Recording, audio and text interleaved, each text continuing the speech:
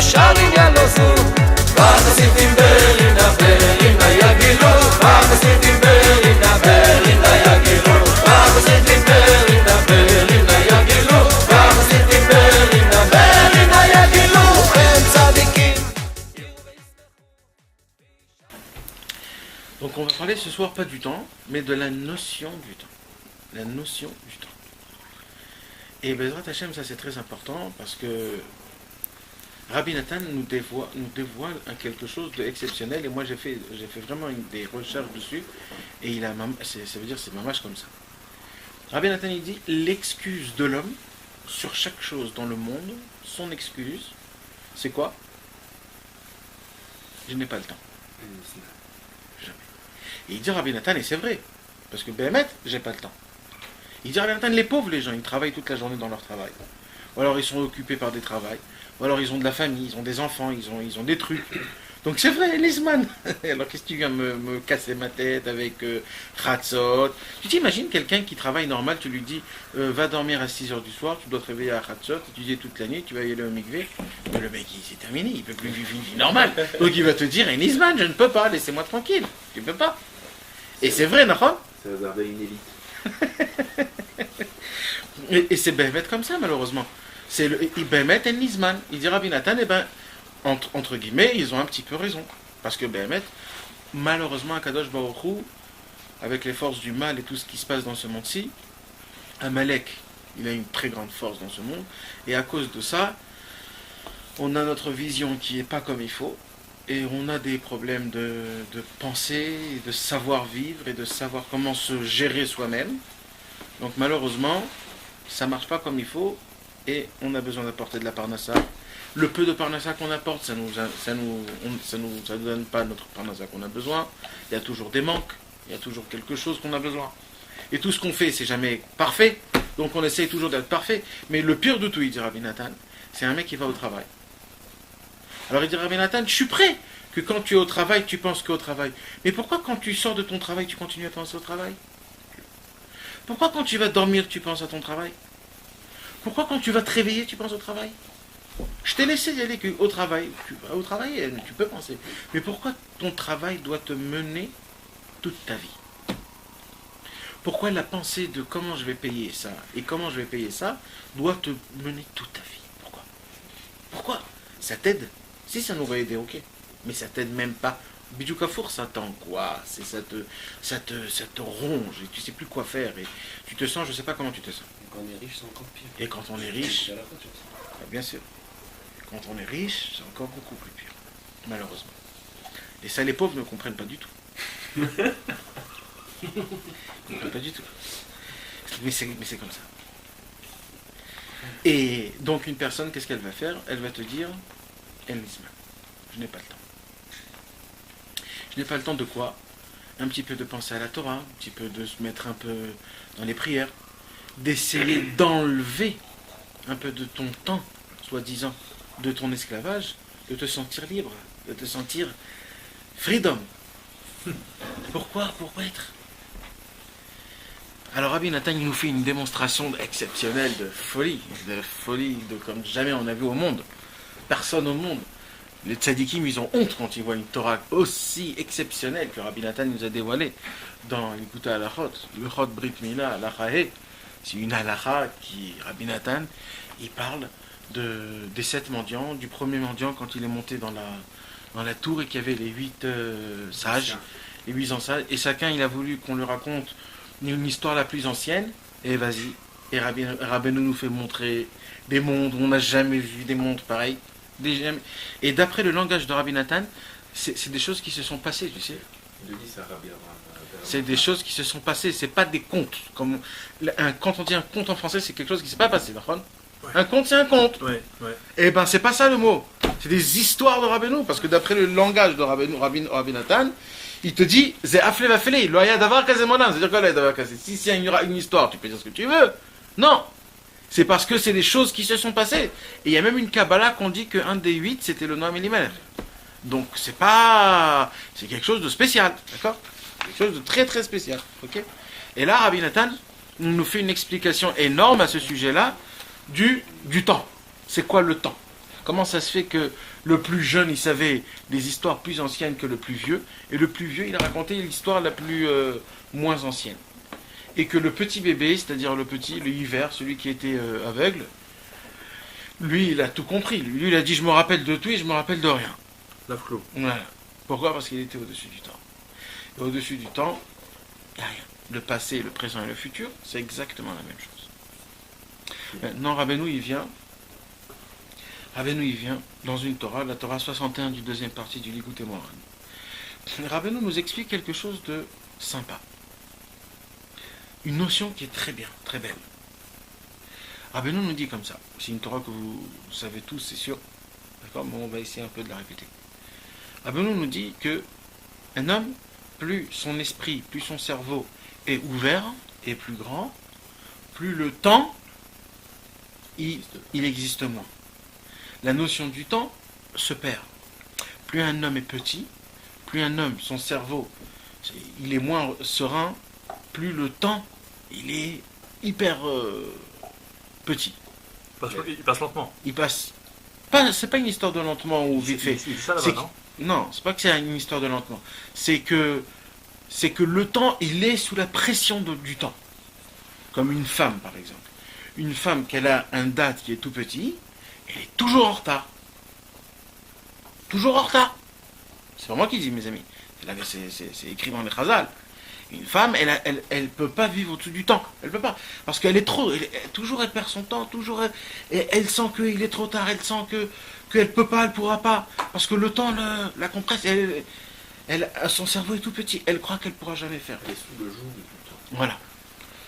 Donc Rabbi Nachman nous dit, avant que je continue, c'est très important. Deux choses. Si vous ne comprenez pas, arrêtez-moi. Et si vous ne recevez pas ce que je dis, aussi arrêtez-moi. Parce que ça ne sert à rien de faire des démonstrations pour rien. Il faut en parler. On va en parler, c'est pas un cours. Alors, Rabbeinu, qu'est-ce qu'il nous dit? Il nous dit comme ça. Donc, plus la personne elle est grande, plus le temps il sera petit. Plus son cerveau est petit, plus le temps il est grand. Il dit Rabbeinu, c'est pas juste dans le temps, c'est aussi dans l'espace. Ce que j'ai dit, ça va ensemble pour notre manière de matin. Ouais, normalement c'est toujours ensemble. C'est aussi l'espace. C'est comme ça. Donc chez les Gaules, je me dis ça. Ah oui, comment ça s'appelle la relativité? Non, mais il y La a- relativité. La relativité. La relativité se fait même dans l'espace, même dans le temps. C'est pareil, c'est normal. Il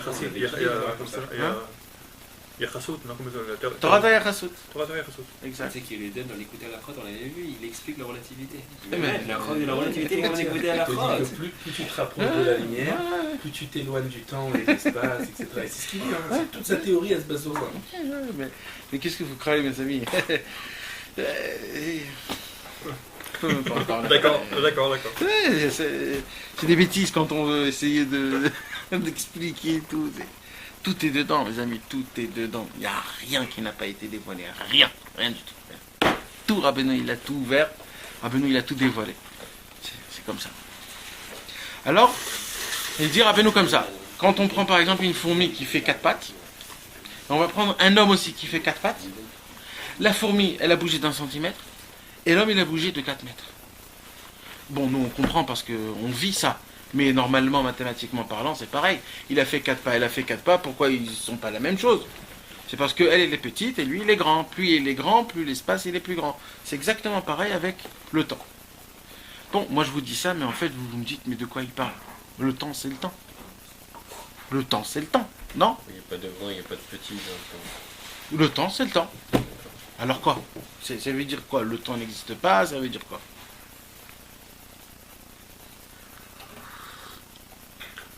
On peut dire une réponse. Vas-y. C'est qu'il y a un temps absolu et un temps relatif. C'est quoi absolu? Absolu, c'est-à-dire que maintenant je mets une montre ici, c'est Mincha à 4h, c'est Mincha à 4h pour tout le monde. Il n'y a pas 3h30. Ouais, ça. Mais maintenant, il y a maintenant, Moi, je parle de la notion du temps. de C'est leçon pour ça. du temps. Alors c'est relatif, c'est relatif à chacun. Ça veut dire que Relatif. chacun, dans sa perception qu'il a du temps, il pourra le remplir Ouais, mais beaucoup. ce que tu dis, c'est hyper rigolo parce que quelqu'un il va te dire c'est quoi relatif? Mathématiquement, ça n'existe pas. Ça veut dire quoi? C'est vrai. Le temps, c'est le temps. Ouais, Toi, c'est pour vrai, toi, c'est ça vrai, veut dire. c'est vrai. D'accord? Mais c'est la notion, la perception de la notion du temps, elle est subjective avec chacun. Moi, je te dirais que ça existe bien là-bas. De quoi? Ouais, mais nous, on veut. Ça, c'est pas. Bah, au prochain, t'as un cerveau qui est ouvert. Mais maintenant, les milliers de gens qui vont te dire mais t'es fou, quoi. Mais de quoi tu me parles? C'est comme ça que ça sera dans le futur en tout cas. Ouais. Que ça sera un seul jour. Tout sera un. Par exemple, chez Koulo Shabbat, ça sera tout le temps Shabbat. Pourquoi? Parce que dans le futur, on sera complètement ouvert. Donc à nous, il faut s'élever au-dessus de ça. Mais même quand tu dis ça n'existe pas, c'est théorique. C'est-à-dire que dans le vécu, tu sais maintenant que tu dois faire, par exemple, tant et tant de choses, tu sais que ça va te prendre tant et tant de temps. Et c'est ta perception à toi. Et un autre, et tu mets Rabbi Nathan devant toi, pour lui, il va mettre 10 fois plus de choses rentrer dans ce même temps. Parce que pour lui, il a une autre saga du temps. Plus tu vas C'est t'élever, une. C'est ça. plus tu vas C'est ça. C'est la qualité. plus tu vas aussi. pouvoir faire Qualité de- en très peu de temps des choses. Et il y a fait. choses. C'est ça. Donc c'est relatif à la Profiter du perception temps. qu'on On va a parler du de temps. C'est ça que je veux dire. Non, ça veut dire C'est qu'en fait, Daniel, non Hein? C'est ce qu'il dit Daniel aussi. Ouais, mais, On va faire mais plus de c'est choses pas en encore. peu de temps. Ouais, mais pourquoi ça se passe ça? C'est ça, moi je suis un homme simple. Je veux comprendre comment les choses ça marche. D'accord? Ça veut dire quoi tout ça? Comment ça se fait qu'on a en prise de temps et que le temps il existe d'un deux côtés? Des deux côtés, je veux tout comprendre, je veux savoir pourquoi, comment marche. Rabbeinu te donne un exemple, d'accord? Un exemple qui est très simple. Un homme, quand il peut rêver, il peut faire un rêve, que dans son rêve, il marche, il va, il voyage, il vient ici, il va dormir, il se marie, il a des enfants, et quand il se réveille, il passe 1 heure. Non mais maître, non, mathématiquement parlant, c'est pas logique.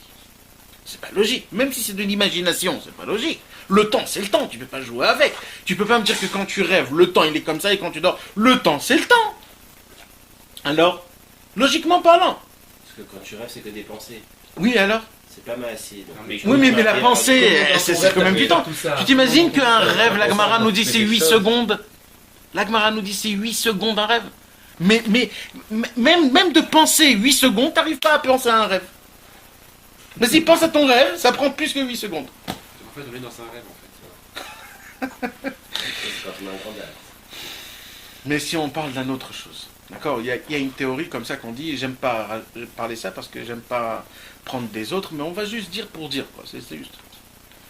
Si on monte en haut de l'espace et qu'on tourne autour de la Lune à la vitesse de 100 000 km/h, à la vitesse de la lumière, 300 000. 300 000 km/h, C'est par rapport à la théorie de Einstein. C'est ça. Si tu dépasses la vitesse de la lumière, tu peux aller dans le temps. alors c'est ça, qu'est-ce qui se passe? S'il passe, on va dire, 1 heure en haut, c'est 100 ans dans ce en monde. bas. Alors, où est le temps là? Où est le temps? C'est quoi qui est vrai? C'est en haut, c'est en bas, c'est quoi?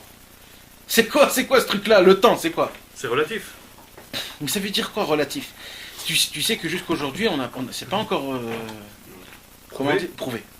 Le calcul, il est fait, mais c'est pas encore prouvé parce qu'on n'a pas encore trouvé quelque chose qui va plus vite que la lumière.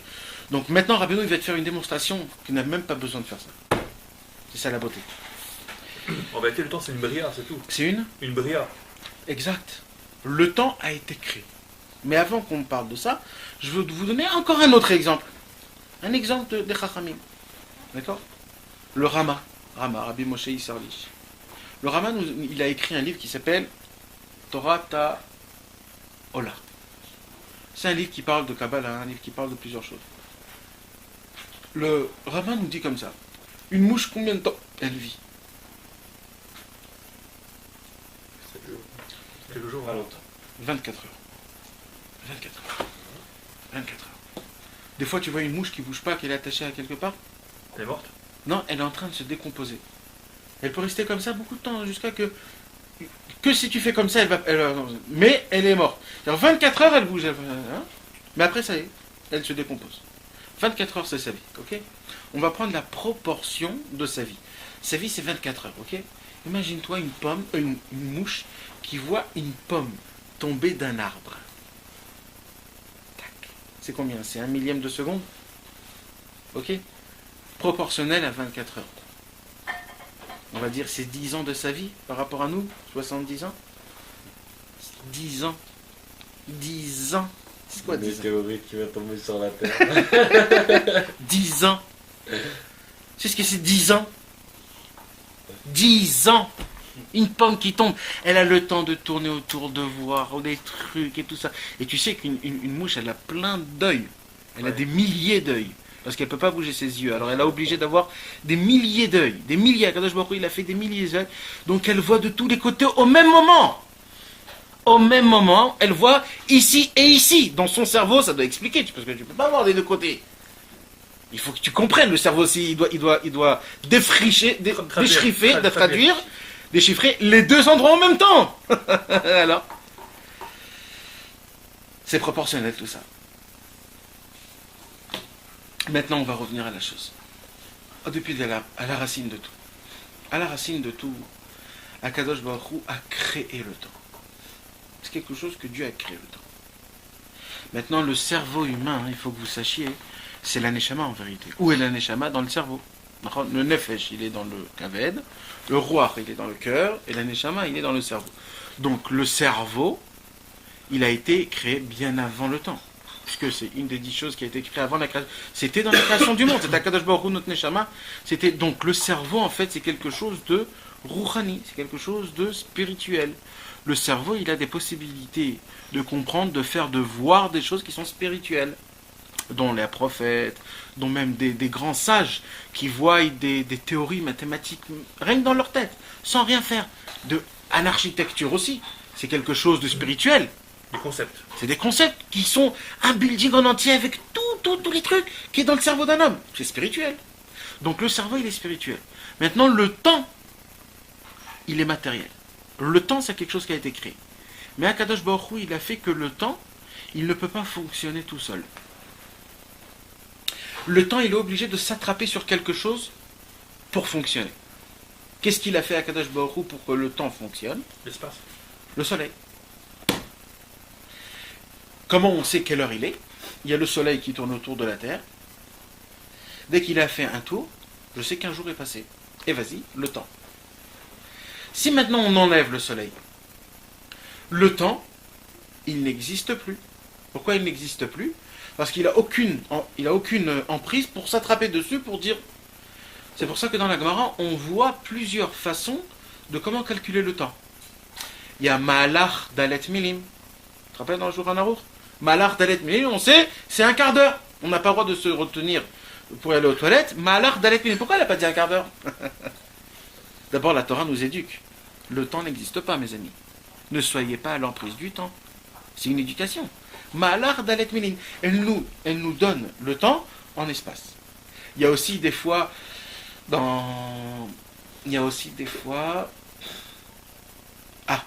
Kedet Tzliat Betza. Ichud. Combien de temps c'est Ichud?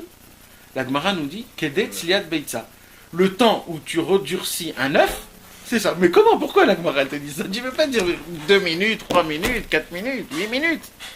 C'est quoi cette histoire? Donc c'est marqué des fois. Ouais. En plus, il y a marqué, quoi. Et en plus, des choses comme ça, il faut être hyper médouillac, tu t'imagines? Non, Kedet Tzliat Betza. Mais oh, mais comment? Pour savoir, il faut cuire un œuf, tu prends un œuf, et après tu sais plus ou moins. Ouais. Imagine. À combien tu vas le cuire? Ouais, et là, une grosse flamme, une petite flamme. Et toi, les herbalilim, et si tu marches vite, si tu marches pas vite. Ouais, et si c'est un grand, si c'est un petit. Électrique. Alors quoi? Pourquoi? Déjà, c'est une des choses que la Gemara, les Chazal, les Chachamim, ils veulent nous éduquer, mes amis, que une personne qui tombe dans l'emprise du temps, il est vraiment esclave à ce monde. Esclave à ce monde. Bon, on va continuer. Donc la Gemara, d'après comme on a expliqué, comme on a dit, Baruch Hashem, donc, Akadosh Baruch Hu, qu'est-ce qu'il a fait? Il a créé le temps à partir de quelque chose. C'est-à-dire que le temps, il doit s'habiller sur quelque chose pour que le temps puisse fonctionner. Donc au moment où tu enlèves le soleil, par exemple, le temps n'existe plus. Ça veut dire quoi que le temps n'existe plus? Il n'est pas mesurable. Donc si il n'est pas mesurable, il n'existe pas. Je vais vous donner un petit exemple. L'hypnotisme. L'hypnose. C'est quoi l'hypnose? On va prendre un homme qui fait de l'hypnose et qui va ramener cet homme-là quand il était tout petit bébé. Ok? Je te pose la question. Quand cet homme-là, il est dans la tête du petit bébé. En état de hypnose et quand il est petit bébé. Où il est cet homme? D'après le Baal Shem Tov qui dit que là, la pensée... D'après ça, ce que toi tu sens. Là où il a sa pensée, là. Là où c'est. Il y aura des autres gens, il y a quelqu'un qui veut dire quoi, autrement?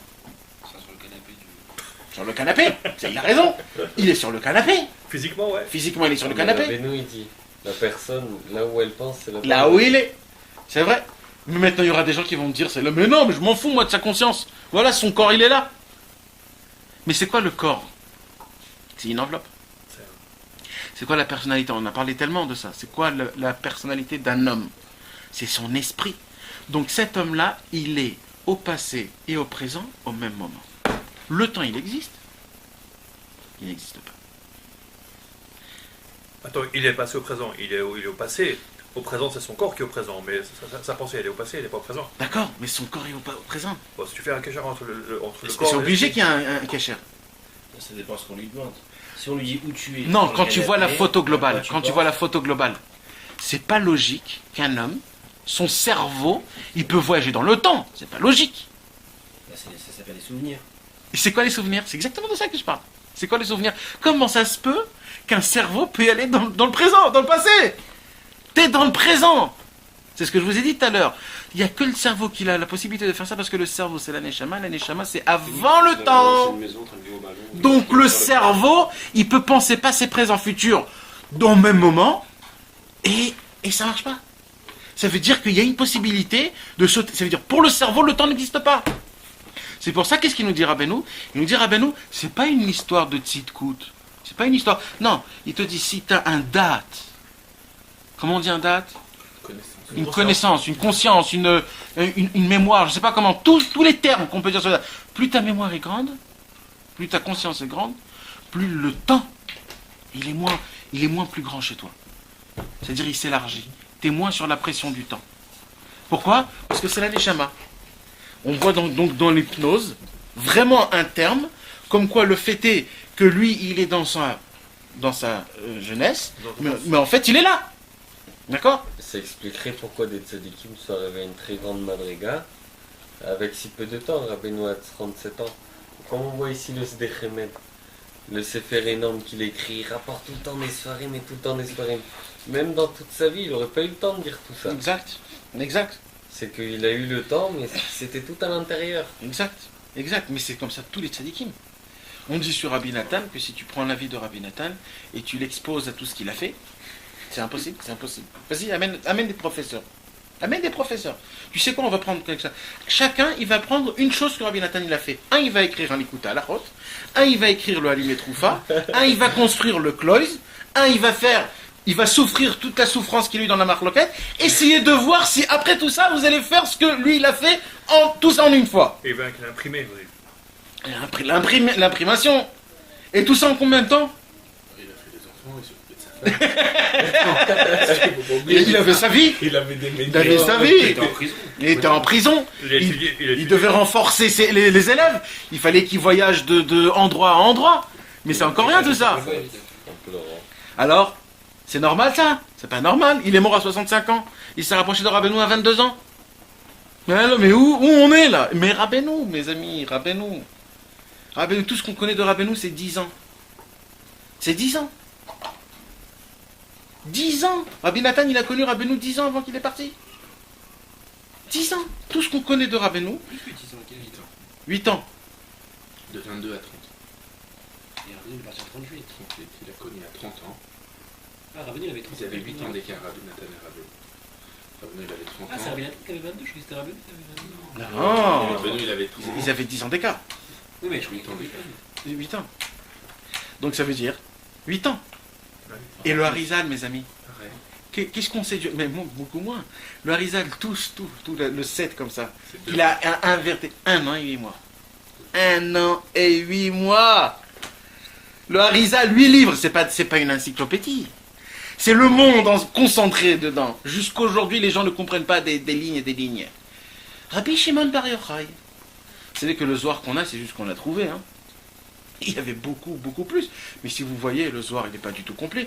Rabbi Shimon Bar Yochai a dévoilé des secrets du Zohar dans toute la Bible. Pas que dans la Torah. Dans Torah, Nevim ou Ktuvim.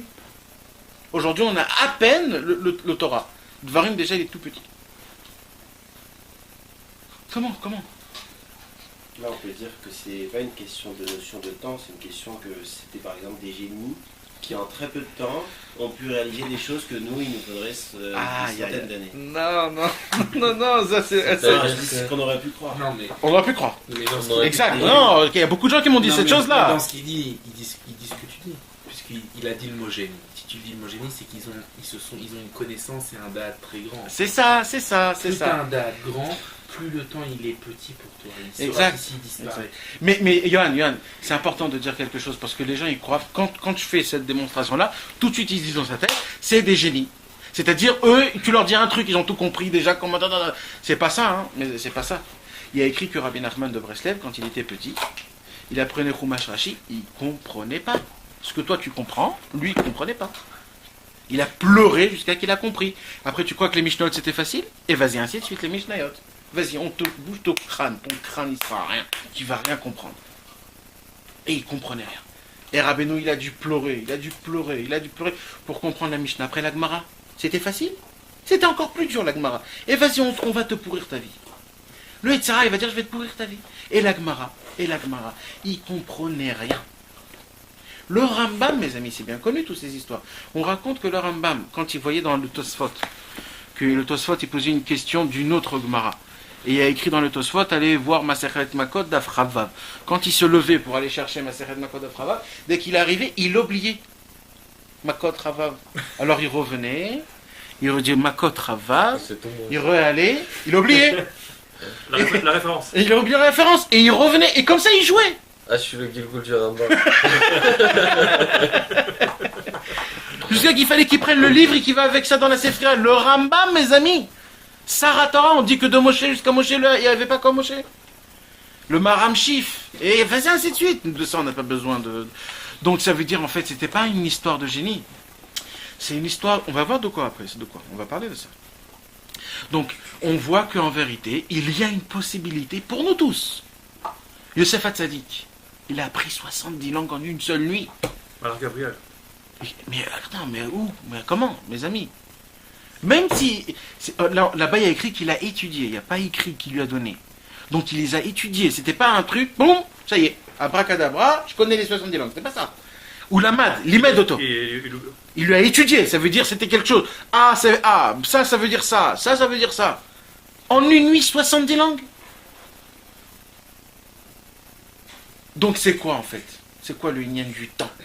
On en parle du temps. Mais avant que je continue à ça, moi, ce que je veux, et c'est assez important de comprendre, c'est qu'il y a un grand problème, et nous, on s'appuie beaucoup sur ça. Vous savez, c'est quoi? C'est nos yeux. Depuis qu'on est tout petit, on ne peut pas parler, on ne peut rien faire, donc il y a un seul membre qui est très fort en nous, c'est les yeux. Et les yeux, ils veulent apprendre, ils veulent voir. Les enfants, ils sont très attentionnels. Ils veulent, attentifs. Ils veulent voir tout. Pourquoi? Parce que c'est le membre. Après, c'est quoi? Après, c'est toucher. Ils veulent sentir tout. Ils veulent tout toucher. Après, ils veulent tout goûter. Après, ils veulent tout sentir. Et après, ils parlent. Et après, ça devient... Mais toujours, d'abord, ça commence par les yeux. Après, ils veulent tout casser. Après, il castre. Vous savez, mes amis, on a un problème, c'est que si on voit, on croit. Si on ne voit pas, on ne croit pas. Malheureusement. C'était ce que j'étais en train de penser. Parce qu'on dit que le Ben Ishraï, par exemple, quand il écrivait, il finissait la page, l'encre n'était pas encore sèche. Donc ça veut dire qu'il y avait aussi les Marla Mazman même dans le Maasé. Waouh. Et dans plusieurs histoires de Tzadikim, il y a des choses comme ça. Ou comme aussi, Rabbi nous dit, il y a un derer pour aller dans le ciel. Ouais. Et toutes ces choses-là, c'est qu'il y a des choses qu'on ne voit pas, C'est mais dur de que ça revenir. se passe quand même. Ouais. Il y a une nappe, une mappa, je sais pas comment on dit, une mappa, comme ça on dit en français. Landcarte. Il y a une carte C'est la main. où il y a tous les chemins. Ouais, on y va à pied. On y va à pied, il y a des endroits où Eleonovi il est parti, il y a des endroits... Tout, c'est une... Tout. Donc, moi ce que... En vérité, c'est ça notre problème, mes amis. Et Baruch Hashem, nous on est des juifs, on a la Emouna. Donc nous on s'est un petit peu enlevé de cette histoire-là. On arrive à persuader, à croire des choses qui sont malgré, sans qu'on les voit pas. Baruch Hashem grâce à notre Emouna. Mais c'est pas à 100%. En fait, c'est que les yeux qui nous. C'est pour ça qu'il était hiver, l'autre temps. Ben, c'est ça toute l'histoire du temps. Mais pourquoi c'était un hiver? Parce que c'est de ça que je veux vous expliquer. une des choses qui nous casse mamache, qui nous rend vraiment, qui nous accroche, c'est nos yeux. C'est l'exemple quand il le frappe, là, dans la chose, en fait, de rincer, quand il frappe quelqu'un, il ferme les yeux encore plus. Ah, la tortue du bitoul. Ça nerve. Ouais, quand tu montes jusqu'à les malades miasman. Mais et je vais vous donner un petit exemple et je vais vous faire montrer comme quoi on est combien attaché à ce monde. Et si vous avez un petit peu pensé sur tout ce qu'on a parlé, je vais vous faire montrer comme quoi, waouh, on va faire attention. Et ça va être le dernier des exemples parce que je vais vous donner trop d'exemples. Après, on va parler tranquille. On va prendre un architecte, comme on a dit tout à l'heure. Un architecte qui doit construire un building de 100 étages. Ok ? Un architecte, c'est quelque chose d'énorme, de grand, de grandiose, de tout. Ok ? C'est quelque chose d'exceptionnel. Il n'y a pas que les chambres. Il y a les toilettes, il y a le rachmal, il y a les ascenseurs, il y a les souterrains, il y a les trucs. Il y a 1 milliard de choses, 1 milliard qu'il faut tout qu'il dessine, qu'il faut tout qu'il fasse. 1 milliard de trucs, ok ? Maintenant, l'architecte, le mec, il a tout dans sa tête. Il a tout dans sa tête. Il a tout dans sa tête. Maintenant, qu'est-ce qui se passe ? Il le construit. Là, il s'est passé quoi ? Cet homme-là, il était dans le futur. Est vrai ou faux ? Il était dans le futur. Puisqu'il a construit, il a vu ce qui va se construire. Donc, sa pensée, c'était une pensée de futur. C'est une... Ouais. En France, en anglais, un plan, ça vient du même mot planning. Planning, ça veut dire ce que je vais faire le lendemain. Tu vois ? Maintenant, on avance. Demain, il y a une destruction. C'est tout le temps comme ça. Ouais, mais c'est ce que je veux expliquer. Ce qu'on va faire et on fait. Ouais, mais pas toujours on fait. Non, mais, Oui, mais quand je parle d'un building, c'est parce que c'est la beauté des choses. Parce que c'est tellement compliqué, tellement qu'une beauté pareille, il savait tout, il a construit et tout a marché. Maintenant, ce que moi je veux comprendre, c'est demain il y a un tremblement de terre, le building est tombé par terre. Il n'y a plus rien. Regardez comment c'est fort. Est-ce qu'il y a eu un changement ? C'est-à-dire, c'est quoi la question ? Je ne comprends pas ce que tu veux dire. Le fait que maintenant il y a eu un tremblement de terre, l'immeuble est tombé. Bah, il est plus là. Et alors ? Il est plus là, c'est tes yeux qui voient. Mais la beauté du building est dans la tête de l'homme. Ça, tu peux pas le tuer. Donc tout ce qui nous fait, nous, hommes et tout ça, c'est nos yeux. Je vois pas. C'est je vois ou je vois pas. Si je le vois pas, alors il n'y a rien. Et tout, il n'y a rien. Mais la beauté de tout. Regarde comment les yeux te cachent la beauté de la chose. Tout est dans son cerveau, une beauté pareille. Ça veut dire qu'il peut y avoir des milliards de tremblements de terre. On pourra toujours le remettre. Par contre, on pourra toujours reconstruire ça. Donc, encore une fois, c'est quoi qui nous rend tout petit contractement, c'est les yeux. Comme quoi, si je vois ou je vois pas la chose. Mais en vérité, la beauté, c'est quoi la beauté de cette construction ? C'était son cerveau, c'était cette architecture. Donc, on voit en vérité que nos yeux nous cachent un maximum de choses. D'accord ? Et c'est ça le problème. C'est pour cela que le mendiant, qui raconte l'histoire du temps que le temps n'existe pas, était aveugle. Maintenant, il y aura encore des autres gens qui vont me dire Tachles, on vit dans le temps. Quand tu te réveilles tard, tu as sauté un chemin, ou alors un rendez-vous important, tu l'as sauté. D'accord ? Alors, tu peux me parler jusqu'à demain tes belles théories, mais ça reste comme ça. Alors d'abord, il faut vous savoir que normalement, si on vivrait vraiment avec le temps, quand à 6 heures le soleil se couche, on devrait aller dormir, comme tout le monde. C'était comme ça pendant des millénaires. D'accord ? Quand le soleil se réveille à 4 heures du matin, c'est là où on devrait normalement se réveiller. Et un homme devrait être réveillé toute la journée, travailler, et quand il va dormir, c'est le soir. C'est ça, normalement, un temps. C'est comme ça. C'est pour ça que le soleil tombe. Mais nous, on ne vit pas comme ça. Donc, on ne vit pas d'après le temps. Nous, il y a une possibilité qu'on se réveille à 3 heures du matin et on va aller au Mécarrère et on va bouffer. C'est normal, ça, de bouffer à 3 heures du matin ? Et comment ça se fait ? Il y a des gens qui, normalement, on doit manger matin, midi, soir. Mais nous, on a une possibilité de se réveiller à 3 heures du matin, prendre une glace et la déchirer jusqu'à la fin. Et tu vas t'endormir comme si de rien n'était. Et comment ? On a une possibilité on peut être très très fatigué. Tu rentres après un jour de travail très très fatigué. T'en peux plus, t'as envie de dormir, mais un ami qui te dit viens jouer aux cartes.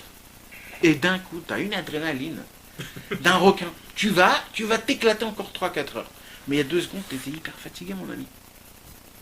Qu'est-ce qui s'est passé ? Donc tu vis pas d'après ton temps. il y a plein de choses qui se passent dans la vie d'un homme. Par exemple, des fois, il y a une chose que tu sais que demain tu vas la faire. Tellement tu n'as pas envie de la faire, ça va te prendre une journée en entière à la faire. Tellement tu n'as pas... Dans 2 minutes, dans 4 minutes, dans 10 minutes. Quand tu vas aller, tu vas mal faire les choses. Bon, je dois revenir, je dois refaire. Toute la journée, ça t'a pris de faire une chose. Mais... Le lendemain, tu dois faire 30 choses. Mais comme tu es obligé de les faire, ces 30 choses-là, tu vas tous les faire cette journée-là. Pourquoi? Parce que tu es obligé. Je suis obligé. Je dois livrer ça ici, je dois ça, je dois faire ça, je dois faire ça. Tu vas tous les faire en une seule journée. Comment ça se fait des fois tu peux rien faire pendant une fois et pendant 30 choses que tu dois faire? Comment c'est? Où il est ce temps? Des fois, il y a quelque chose. Tu peux voyager à Eilat. Tu mets une belle musique ou alors un beau truc. Tu dis quoi? Déjà, on est arrivé. Déjà, il est passé 5 heures de trajet. Et il y a des fois, tu voyages dans un bus de Yerushalayim à Beth Shemesh. 20 minutes, pour toi, c'est 10 ans. 10 ans. Tu te dis, mais comment le temps, il est long, il est long, il est long. Comment ça se fait? Comme à l'école. Quand t'es en classe. Exact. 1 heure, t'avais l'impression. C'est que le cerveau, il nous fiche C'est vrai le temps que des dans fois, la le temps tête. passe vite, le temps passe pas vite. C'est dans la tête. Alors que c'est les mêmes temps. Mais pour donner un autre exemple de ce qu'il dit Rabbeinu, là tu viens de me faire comprendre, Rabbeinu il dit qu'il faut voler du temps. Exact. Le kava et kovem nefesh. Je viens de comprendre qu'en fait on vole que ce qu'on n'a pas, Exact. ce qui n'est pas à nous. Donc on pourrait avoir du temps en plus en fait. Exact. Pour 24 heures, on pourrait avoir 28 heures ou 27 heures ou 30 heures. Dans la Torah Nunvav, Rabbeinu, il nous dit quelque chose que normalement on ne comprend pas. C'est un moussag. Les ha'arich et hayamim. Tu te rappelles ça? Ça veut dire quoi, les ha'arich et hayamim? Oui. De prolonger les jours. Mais attends, t'es normal? De quoi tu me parles de prolonger les jours? C'est quoi de prolonger les jours? Eh bien, tu veux que je te dise c'est quoi le temps? Et là, je vais vous expliquer c'est quoi le temps. Le temps, c'est ce qu'un homme doit faire dans la journée. Ses priorités. C'est ça le temps.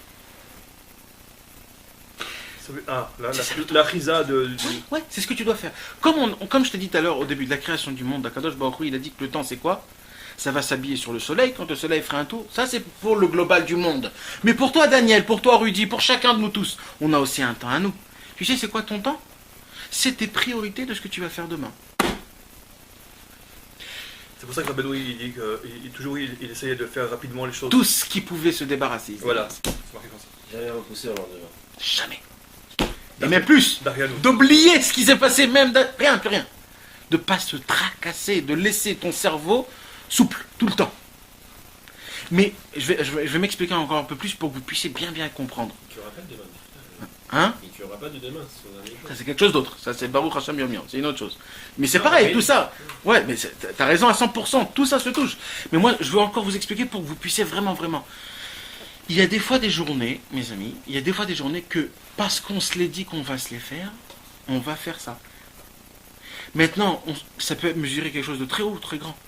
Dans le bien ou dans le pas bien? Non, dans tout, je parle dans tout. Un homme, il doit aller à la banque, après il doit aller pointer, après il doit aller faire donc ça. des choses qui sont embêtantes. Normal, ouais, c'est ou embêtante, ou bien ou pas bien, l'homme est chané. Mais il s'est dit dans sa tête que c'est des priorités. Donc, hein? Même dans l'étude. Et voilà, Ouais, c'est ça, exactement, c'est de ça que je veux en arriver. Maintenant, quand il s'est dit que c'est sa priorité, qu'il doit faire ça obligatoire, sa journée va se dessiner par rapport à ce qu'il s'est dit, ce qu'il doit faire. Maintenant, je te promets que s'il se dit une seule ou deux choses de faire, toute sa journée, ça sera deux choses. Ça sera deux choses. Ça va être ça son temps. C'est ça son temps. Le reste du temps, ça va lui prendre tout son temps. Il va penser à ça, il va aller à ça. Il va pas rester sans rien faire. Il va toujours se créer quelque chose. Parce que c'est ça, c'est sa priorité. Maintenant, donc le temps se crée par rapport à la priorité des choses. Donc plus tu décides de choses à faire dans cette journée-là, plus les choses vont rentrer dans cette chose-là. Ça veut dire. Exactement, et plus ta journée est plus grande. Mais combien il est bête l'homme quand il va mettre des priorités nazes. C'est ce qu'il a dit Johan. Il dit Rabbeinu, faites un essai. Mettez-vous dans votre tête qu'aujourd'hui, vous avez un seder dans l'étude de folie. 7 pages de Gemara, 5 pages de Shulchan Aruch, Rosh Ranerif, Rambam, Shulchan Aruch, Bet Yosef, Bar, et vas-y ainsi de suite. En Yaakov, Kitvari, Zohar HaKadosh, Midrashim, Sifrei Rabbeinu, Sifrei Chassidut, Kabbalah, tout. Essayez de rentrer tout dans une truc. Il disait normalement c'est pas logique, il te dit Rabbeinu, tu peux pas, c'est pas logique. Tu sais que le Seder que Rabbeinu il a écrit dans la Sira Vav, 30 000 pages, c'est infaisable. c'est infaisable. Ben mais c'est infaisable. Et tu sais que la majorité des Chassidei Breslev de la deuxième génération, ils le faisaient tous. Les élèves de Rabbi Nachman de Tulchin, c'était des travailleurs, hein. C'était pas Stam. Ils le faisaient ce Seder-là. Ah ouais? Ouais, ils faisaient ce Seder-là. Mais c'est pas logique, ça veut dire, c'est pas logique. Va faire montrer ça à un Litaï. On a du mal à faire le rock Israël. Ouais. Pourquoi on a du mal de faire le Rock? Parce que c'est pas une priorité. C'est pas ma priorité. J'ai du mal à faire Khatsot parce que c'est pas ma priorité. Je n'y vais pas au Mikvé parce que c'est pas ma priorité. J'arrive pas à étudier parce que c'est pas ma priorité. Donc, quand c'est pas ta priorité, là, Rabbi Nathan dit, t'as raison quand tu dis à Elisman, ben mets El Razman. T'as pas le temps parce que t'as pas fait de ça ta priorité. Parce que le temps, c'est la priorité de. C'est toi qui choisis ton temps. C'est-à-dire quelqu'un qui dit j'ai pas le temps, en fait, il faudrait traduire ça en j'ai pas envie. Exact. Ou alors j'ai. Voilà. Et c'est pas juste j'ai pas envie. C'est pas important. Le Khashoggi, voilà. Voilà. C'est pour ça que j'ai dit que Rabbi Nathan, il a dit que tous les tiroutim se mettent en un seul mot, Elisman. Elisman, ça veut dire quoi? Dire j'ai pas envie, j'ai la flemme, j'ai pas le temps, je ne peux pas, je ne sais pas. Tout ça, ça reste dans le mot Elisman. Et en vérité, la priorité, c'est quoi? C'est toi qui te l'as choisi. Donc en vérité, et ça je vous le promets mes amis, quand on a une grande volonté de faire quelque chose qui est des fois pas très logique, mais que tu te le mets, c'est ça qu'il a dit Rabbeinu dans Sirot Haran.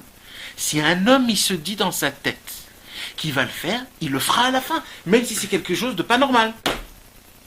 Il dit Rabbi Nathan, si un homme il veut étudier par exemple, tu sais, si on étudie 84 pages de Gemara tous les jours, tu termines le chasse en un mois. Il y avait des tzadikim qui ont fait ça. Moi un jour j'ai essayé de faire ça juste en le lisant. Rien qu'en le lisant. 84 pages. Tu sais comment c'est dur?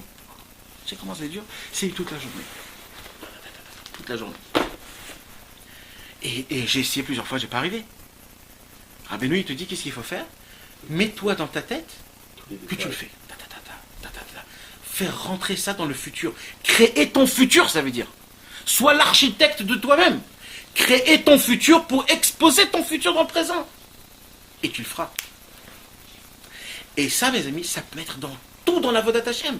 Il y a Ensof. Tu t'imagines quel cadeau c'est ça? Ça veut dire, mets-toi dans ta tête que tu veux être Rabbeinu. Mais ben, c'est un cadeau exceptionnel. Ça veut dire, c'est même pas Dieu, Kaviachod. C'est un cadeau que Dieu t'a dit, tout ce que tu veux, je te le donne. Juste pense. Pense, crée ton futur. Crée ton futur. C'est d'être Kimat comme un créateur. T'es un créateur. Rabbi Nathan, il dit, parce qu'on a la prière, on est des petits dieux. Et ça, c'est la beauté, la grandeur de Dieu qui nous a donné d'être des créateurs. C'est exceptionnel, mais ça, il parle beaucoup, le Maguide de Mezrich. Il parle beaucoup. Il dit comment ça se fait que Akadosh Baruch Hu a créé quelque chose qui ne ressemble pas. C'est impossible. C'est contre les 13 de Emouna. Akadosh Baruch Hu ne peut pas faire quelque chose qui ne lui ressemble pas. À quoi tu penses quand tu dis ça? Quelque chose qui ne ressemble pas, ça veut dire quoi? Tout. C'est-à-dire que tout ce que Dieu doit créer, ça doit être comme Dieu. Des créateurs. D'accord. Sinon, c'est un défaut pour Dieu de créer quelque chose qui n'est pas bien. Ça doit être toujours parfait. D'accord. Donc, il dit le Maguide de Mezrich, on est tous des petits dieux. On est tous dieux. Ah, d'accord. Ouais, d'accord. on est tous des dieux. On est obligé de dire que oui, on est. Bétard, on est inclus dans lui, donc on est tout comme lui. Mais le seul problème, c'est qu'on ne sait pas. Et c'est pour ça qu'Adam Arishon, il a mangé de l'arbre pour le savoir, ça. Chez Yuka. Ah oui, c'est quoi Etz Adat? De savoir que je suis un dieu. C'est ce qu'il lui dit. Ouais, mais c'était, comment ça s'appelle Trikatacha. Il a écrit que si Shabbat venait, il aurait pu manger l'arbre. C'est le kidouche. Et c'était ça le problème, c'était juste des Trikatacha, ça veut dire qu'il a poussé trop le temps. Encore une fois, le temps. Mais c'est de quoi on parle, donc ça veut dire en tout dans ce Inyan de chez nous, là. Ça veut dire que Rabbeinu et Rabbi Nathan, là, ils nous viennent et ils nous disent, mes amis, j'ai un cadeau qui est exceptionnel. En vérité, vous, le temps, tout ça, c'est vous. Vous avez une seule chose. Prenez toutes vos forces que vous pouvez, créez vous-même votre futur et vous allez voir que c'est possible à tous les niveaux. Maintenant, je vous promets, là, c'est ce que je vais vous dire, vous pouvez prendre, vous pouvez pas prendre. nous tous là maintenant, on a un train de vie qui est normal, d'accord? On va pas dire des bêtises. On a un train de vie qui est normal, on a un travail, on doit aller à 4 heures au travail, à 1 heure au travail, chacun il a son truc. Si maintenant je veux mettre ça dans le concret, vous savez de quoi je parle quand je vous dis qu'il n'y a pas de temps? Moi je veux vous dire que quand vous allez aller prier le matin, ne pensez pas qu'il y a un travail après. Mettez votre tablette sur votre tête et oubliez-vous. Déconnecte. Voilà.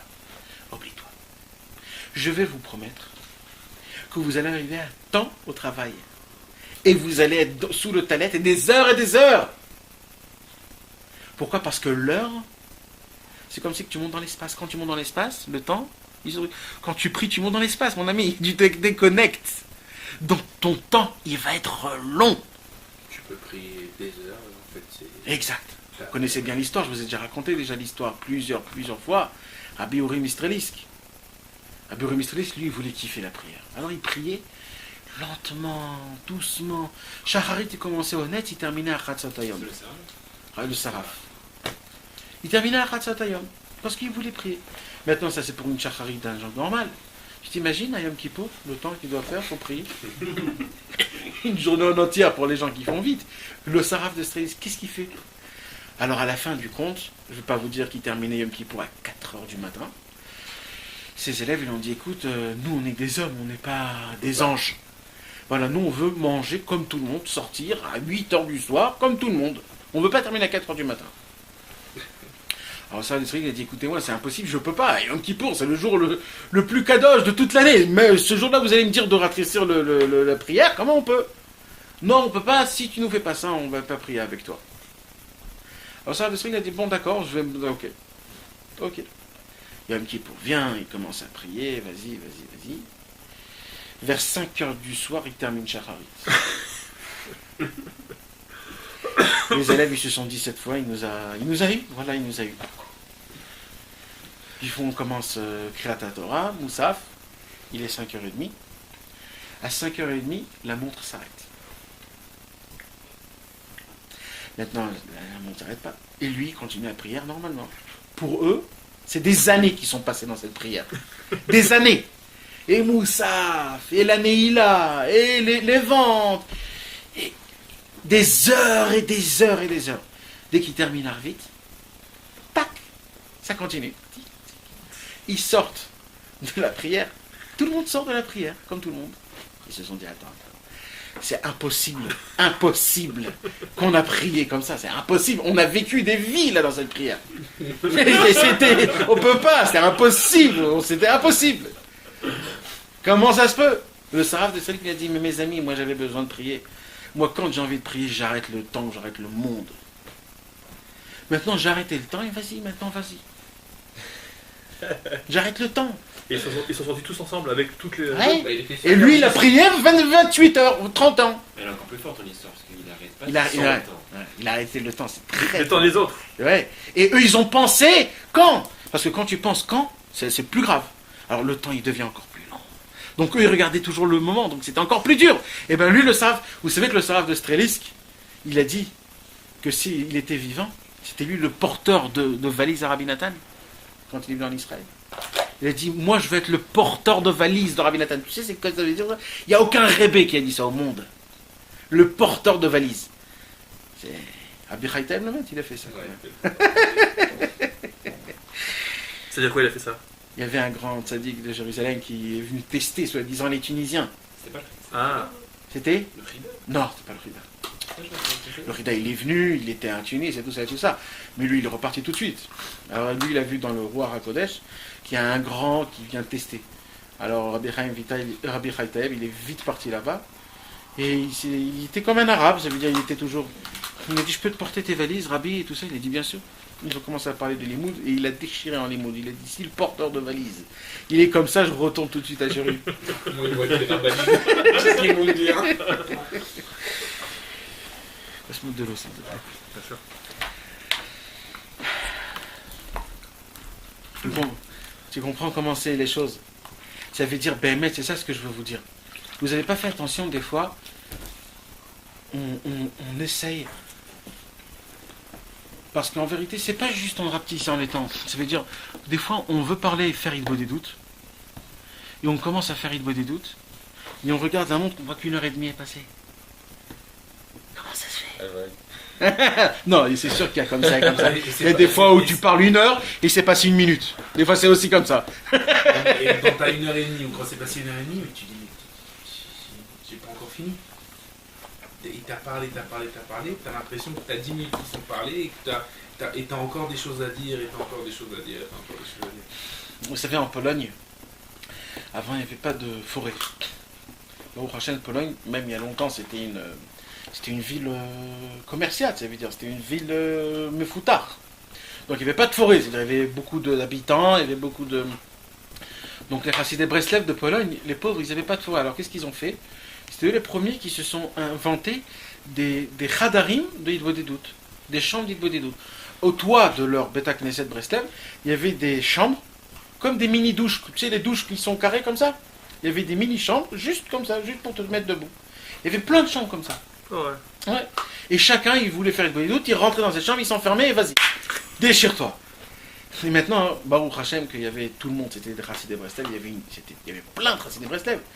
Alors Rabbi Yitzhak Breiter, il rentrait faire Hitbodedut, et on attendait 1 heure, 2 heures, 3 heures, 4 heures, 5 heures, 6 heures. À la fin de 6 heures, on le frappait. On disait, Rabbi Yitzhak, il y a des temps, il y a plein de gens qui attendent. Alors il sortait, il dit quoi? Mais déjà, je viens à peine de rentrer. Il disait, je viens à peine de rentrer. J'ai même pas commencé. Quand tu rentres dans l'atmosphère d'Avodat Hashem, de Rabbeinu, le temps est terminé. C'est élastique. C'est élastique. Et je suis sûr que vous avez tous ressenti ça, que des fois, il y a des fois des choses où vraiment le temps n'existe plus. Tu rentres dans quelque chose et tout ton univers c'est ça. Et tu arrives à comprendre dans un maximum de choses dans un minimum de temps. C'est quand même fort quand même. C'est des choses qui se passent. Et comment ça se fait? C'est parce qu'en vérité, le temps, c'est ta priorité.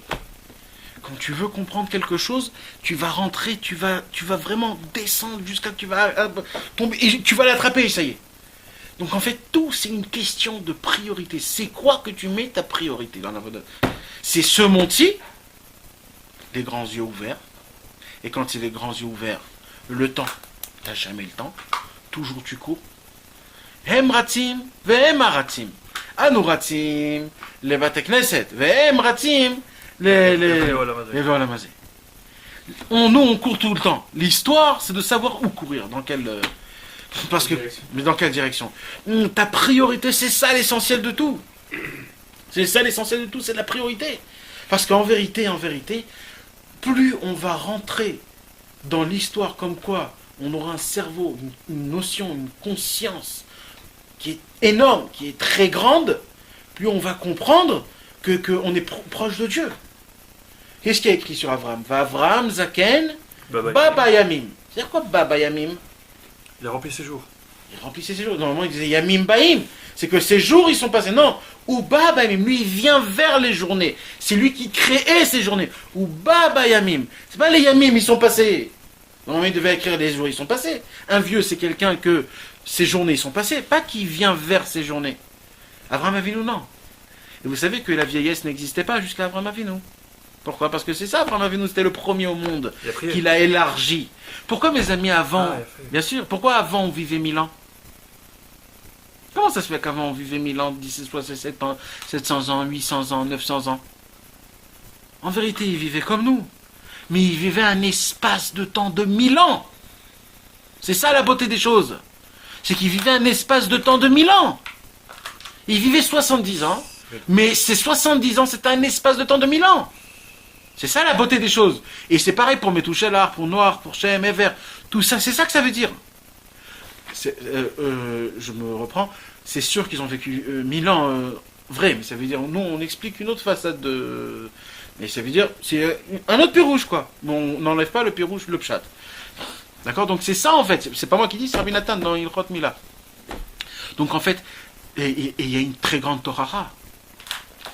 Imagine-toi, il y a quelqu'un qui vient et te dit, qu'est-ce que tu as fait aujourd'hui? Qu'est-ce que tu as fait aujourd'hui? Qu'est-ce que j'ai fait aujourd'hui?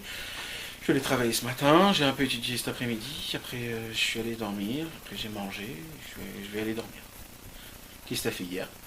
À peu près pareil. Et avant-hier? à peu près pareil. Et vas-y. Une journée, une autre journée, une journée, une autre journée. C'est du laisser aller. C'est pas du gâchis, ça. Rabbeinu, Rabbi Nathan, il dit, pourquoi j'ai appelé le Chaye Moharan de Rabbeinu Chaye Moharan? Et moi, mon livre d'histoire, je l'ai écrit Yemé Moharan. Où est la différence entre Chaim et Yamim? Chaim, c'est une vie. Yamim, c'est des journées. Il y a une autre explication, comment on peut dire en français, je sais pas, Chaim et Yamim? Une vie et des journées. D'accord? Parce qu'il dit, si j'en connais un qui a vraiment vécu sa vie. Chaque jour, il vivait une nouvelle vie. Exactement, chaque heure était vécue. C'était une vie. Chaque heure était vécue. C'est peut-être encore plus fort que ça. C'est chaque instant, c'était une vie entière. C'était une vie. Ça, c'est la beauté. Mais quand on veut parler de nous-mêmes, nous, on va être un peu sur le terme. D'essayer de vivre chaque heure. Les vivre. Pourquoi vivre? C'est pas que je vis là, je vis. Ça s'appelle pas vivre ça. Ça s'appelle du laisser aller. De les vivre. De faire avec chaque minute quelque chose. Ça, Rabbeinu, il le faisait. Il dit, Rabbi Nathan, moi, malheureusement, mes journées, c'est des yamim. C'est des journées. Des journées. Aujourd'hui, c'était une bonne journée. Demain, je sais pas, avant-hier, c'était une mauvaise journée. Ça voudrait dire qu'on pourrait faire, en fait, on devrait faire Milan d'Avodat Hashem. Quand on va monter là-haut, quand ils vont nous dire quelle vie t'as fait, t'as vu combien de temps? Voilà, combien de temps? T'as servi Dieu, 50 ans, mais c'est rien, t'aurais dû le servir 1000 ans, en fait. Exact. Et tu pourras te poser la Quel question 50 comment ans? c'est possible. Quel 50 ans? On va monter en haut, on va nous dire, ben, tu sais, d'après notre calcul, le chronomètre, t'as vécu, t'as 7 jours, voilà, t'as 7 jours. T'as 7 jours. C'est bon. Je vous ai déjà dit avec Afar Semon. Vous vous rappelez ce que je vous ai dit avec Afar Semon? C'est faire Ouman. En haut dans le ciel, ce qui va nous rester, ce sera tout ce qu'on a fait étudier, tout ce qu'on est à Ouman. C'est ça, il n'y aura que ça, il n'y aura plus rien d'autre. Combien de temps t'as dormi? T'as dormi 35 ans. 35 ans. Si on dort 8 heures tous les jours, on dort 35 ans. 35 ans. C'est pas du gâchis de dormir 35 ans? 35 ans! Et vas-y. Ainsi de suite. Combien de temps t'as mangé? 17 ans. 17 ans de manger. Combien de temps t'étais aux toilettes? Parce qu'il y a des gens qui kiffent aux toilettes de lire des journaux ou de jouer des jeux même. Il y a des gens qui kiffent rester aux toilettes des heures. Tetris, etc. Et combien de temps t'étais aux toilettes? Eh ben, 10 ans. 10 ans de toilette. 10 ans de toilette. Mes amis, Rabbeinu, il a vécu une vie qui était vivable. On va dire encore plus, Rabbi Israël, il est mort il n'y a pas longtemps. On peut dire que lui aussi, il a vécu. Lui, Mamash Rabbi Israël, c'est l'exemple de ce que Rabbeinu il nous dit dans la Torah. Je ne sais pas si vous avez déjà lu une Torah, mais il y a dans une Torah, écoutez-moi, un exemple qu'on ne comprend pas tellement. Il dit Rabbeinu, il y a un arbre. Que cet arbre, il vit 100 ans. Et il dit entre parenthèses, Rabbeinu, et on peut bien s'imaginer ce qu'un arbre peut passer pendant 100 ans. Pousse des feuilles, c'est pour ça. Okay. Les vents, les pluies, le froid, la chaleur, la sécheresse, et la pluie, et vas-y. Il a dit, mais après les 100 ans, il tire comme un canon, comme un boulet de canon, et ça fait une explosion exceptionnelle. C'est quoi ça? Moi, je ne comprends pas ce que c'est. Mais, j'ai fait une petite anecdote. Rabbi Israël, c'est exactement ce truc-là. Rabbi Israël, pendant 100 ans, on ne l'a jamais entendu. Jamais. Et qu'est-ce qu'il a passé, lui? La sécheresse, le froid, la chaleur, tout ce qu'il a passé, le pauvre. Mais à l'âge de 100 ans, il a bouleversé le monde. Sa vie a commencé. Sa vie a commencé. Et là, il tire comme un boulet de canon et il fait du bruit au monde. Il a voyagé à Oman. Il a voyagé à Oman, il a voyagé en Amérique, il a voyagé en France. Il a ramené des Français, il a ouvert le Keren. Il a fait rentrer la notion dans le monde en entier, comme quoi Rabbeinu, il est là. Il a fait imprimer des millions de livres, il a fait rentrer une notion dans le monde, comme quoi l'essentiel c'est Rabbeinu, il faut se réveiller. Et après, il y a des gens qui disent, bon, tu comprends, donc ça veut dire c'est ça en fait. C'est quand un homme, il arrive à comprendre que la notion du temps, c'est rien. Un homme, il ne peut pas se renouveler à l'âge de 100 ans, il ne peut pas commencer une vie à 100 ans. Mais nous, on a 30 ans, il faut maintenant qu'on se réveille, il faut qu'on se dise, purée, où est notre temps? Est-ce que les 30 ans qu'on a passés, ils ont été vivables ou c'était du laisser aller? On peut comprendre ça quand un homme il est dans son lit, malheureusement le pauvre, et que le docteur il lui a dit écoute, il te reste 3 heures. Qu'est-ce qu'il pense cet homme-là? Il dit qu'est-ce que je donnerais pour avoir encore un autre jour? Un seul. D'appeler mes amis, de leur dire au revoir. 2 jours, 3 jours, et nous, on peut les passer à rien faire. À rien faire. À vraiment rien faire, hein? Alors, même kiffer, on ne les kiffe pas. Mais c'est pas du gâchis, ça. C'est pour ça. Non, je vous dis pas ça pour vous casser. Je vous dis ça pour une seule chose. Pour savoir que le temps, en fait, il n'existe pas. C'est-à-dire quoi? C'est quand tu te mesures ton temps. C'est-à-dire quand tu te crées tes priorités. Rabbeinu, il dit à un homme qui se dit qu'il va faire ça, il le fera. Au moment où il est machlit, c'est terminé l'histoire. Ça y est. Je me suis dit qu'aujourd'hui, je vais faire 4 pages de Shulchan Aruch, je vais faire ça.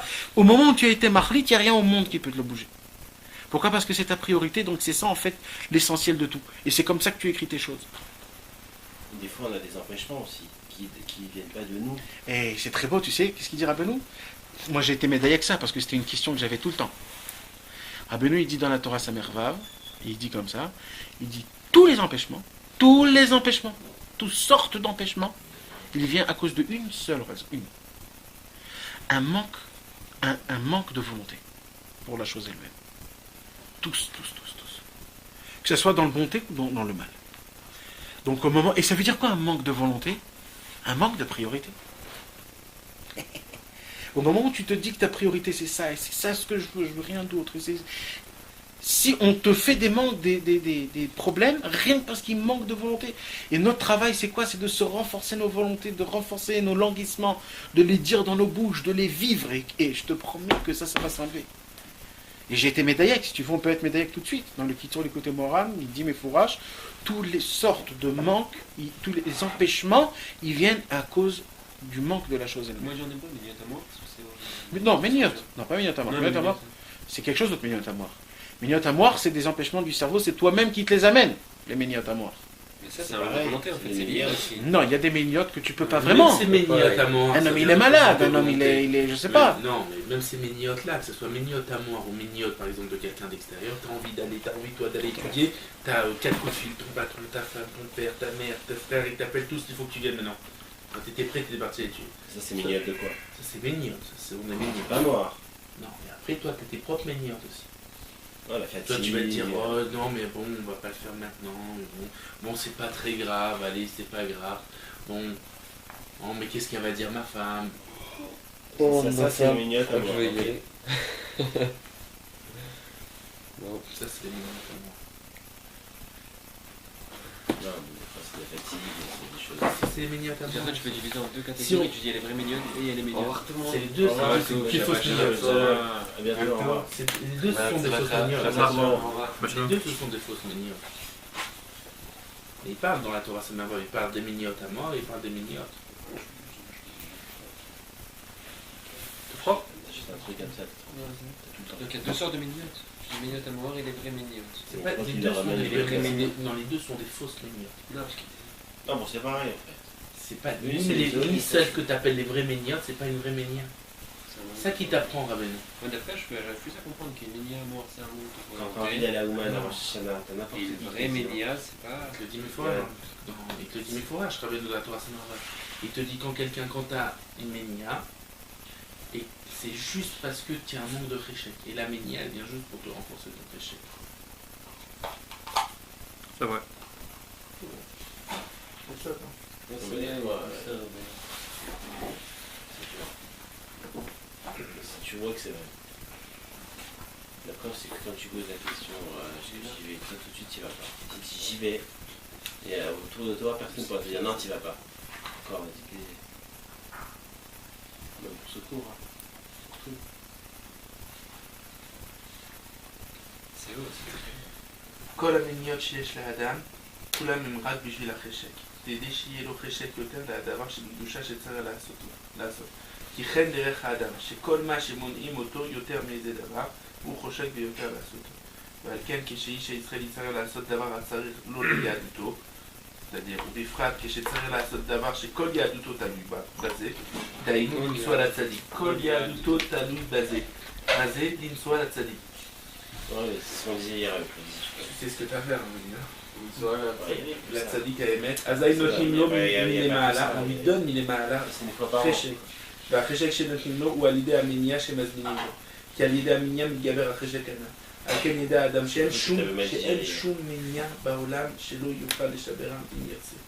כי המניע הוא רק בשביל החשק, ושיהיה לו חשק ברצון חזק בכיסופים גדולים כראוי. Car tant mieux que t'as des ménias, entre guillemets. זה החשק בגושה שצריך לעשות את בוודאי עסקי. Tant mieux que t'as Tant des mieux ménias. pour te donner du réchec. Et tant pis pour toi si... Qui peut avoir du réchec? Quand tu prends les côtés de saute sur les méniotes, Quoi? il parle que d'Aïkarot, mais si elle Je te dis ça, il a dit Nessé mais c'est quand même... les côtés de saute, franchement, il est. Pas tout basé sur ça, des fois t'as des billets pour aller à Chiour aussi. C'est que quel chiot? Jeudi soir, là... C'est pour t'approcher du tzaddik le chiot. Pour faire quoi? Ah ouais, d'accord. Approcher ou voyager, d'accord. ועל כן ראוי לאדם להכין, להבין, כשיש לו מיניות גדולות, מאוד מאוד להתקרב לצדיק, ואומרים ומשתתחים לפניו מאוד. C'est pour se rapprocher de lui. Comment je fais?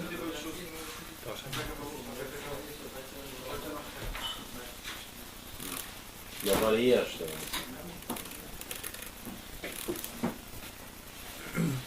Tu cherches un livre, les gars? On dit couper de ça sur les minions. On va trouver. Ça te travaille? En fait, c'est ça le truc de. Quand le Mekabel à la Smol Torah. מעבירים ממנו עול מלכות ועול דרך ארץ. Mekabel au Torah, ça veut dire quoi d'après ce que tu viens de dire maintenant? C'est qu'en fait, il a le ratson de vouloir étudier.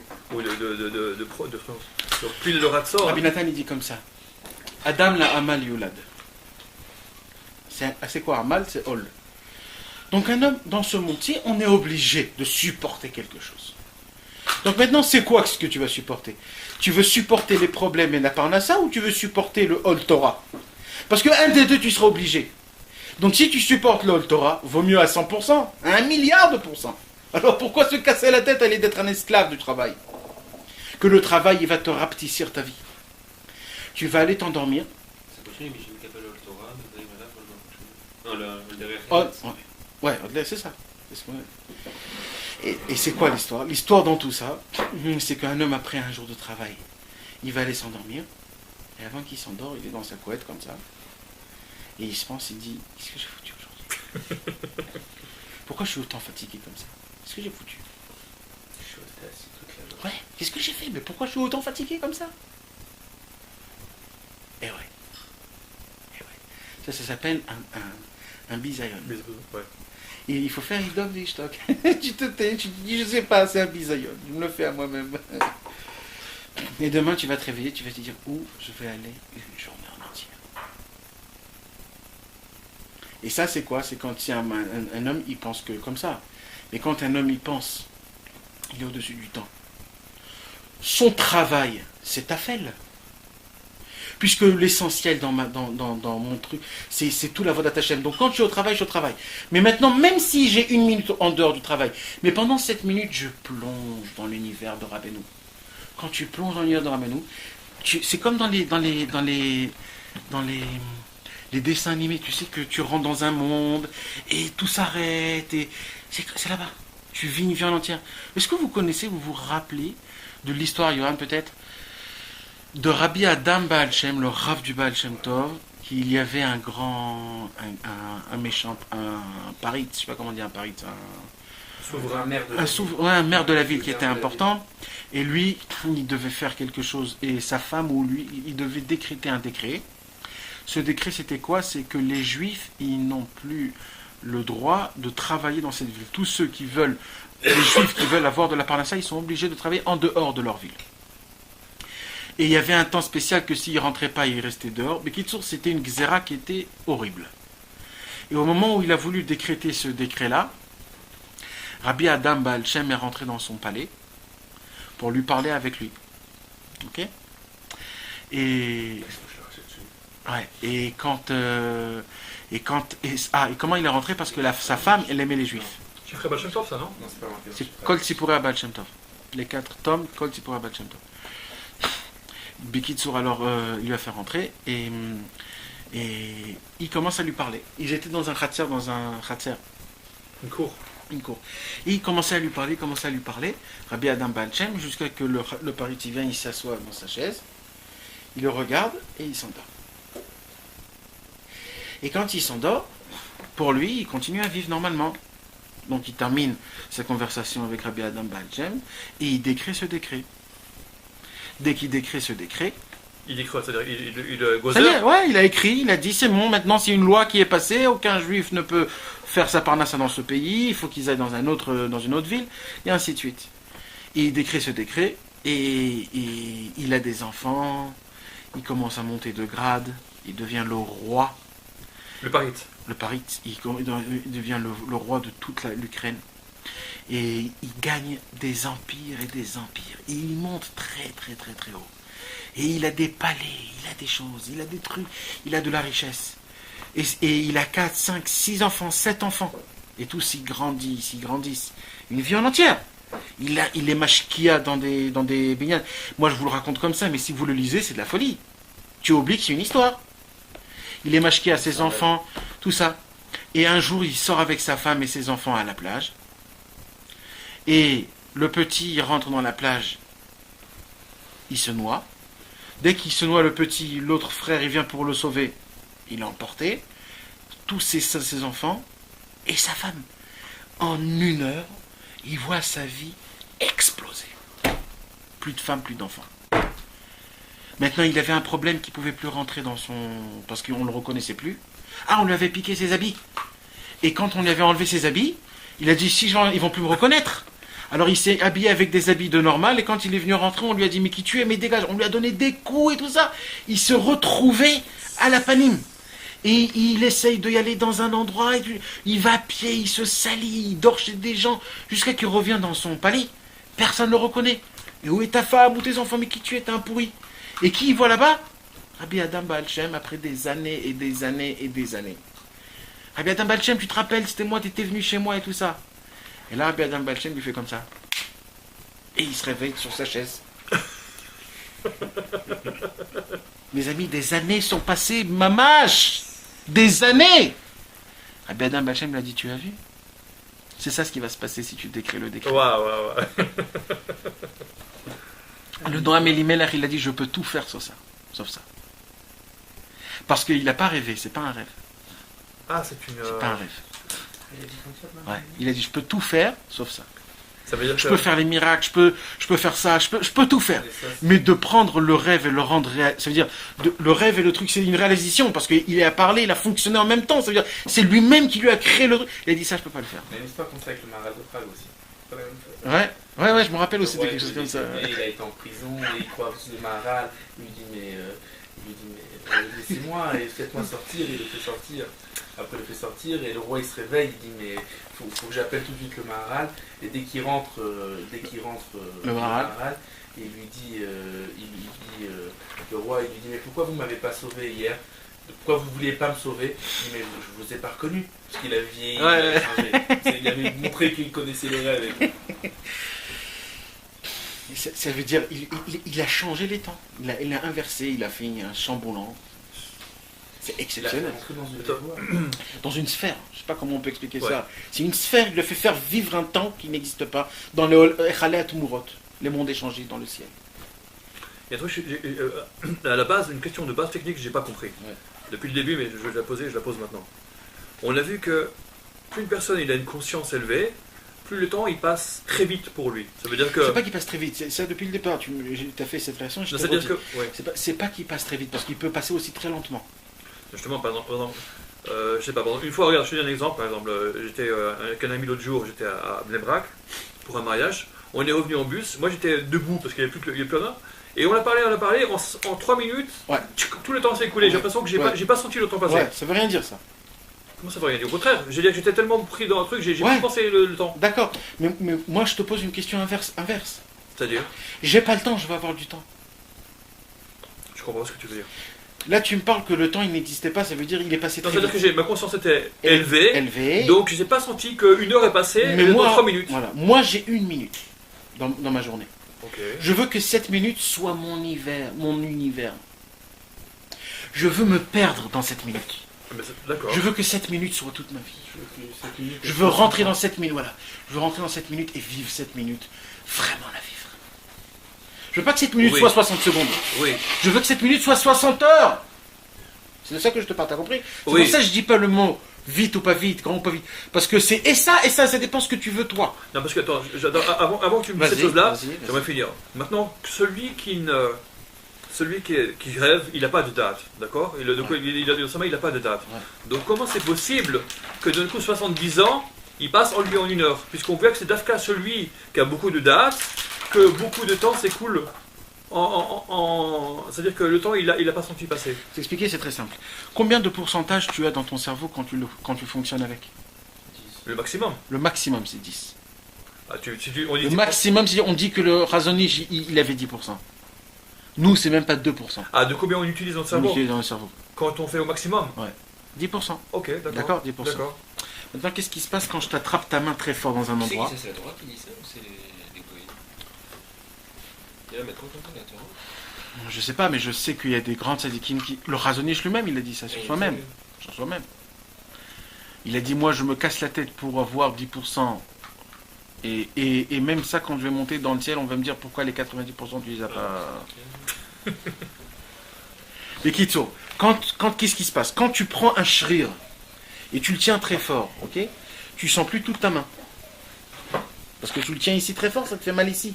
Donc tu vas pas sentir ça ici, tu le sens ici, ok? Et quand tu le lâches, tu sens plus rien. C'est ton fait la marche avant, ça veut dire. Quand ton cerveau, tu utilises 10%, donc automatiquement les 90% tu les effaces. Ils ne marchent pas.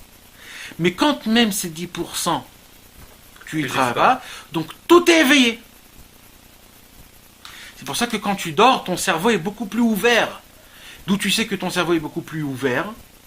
C'est parce que dans ton cerveau, tu peux rêver des fois que tu rêves, que tu voles. Des choses qui ne sont pas logiques. Comment ça se fait que tu rêves quelque chose qui n'est pas logique?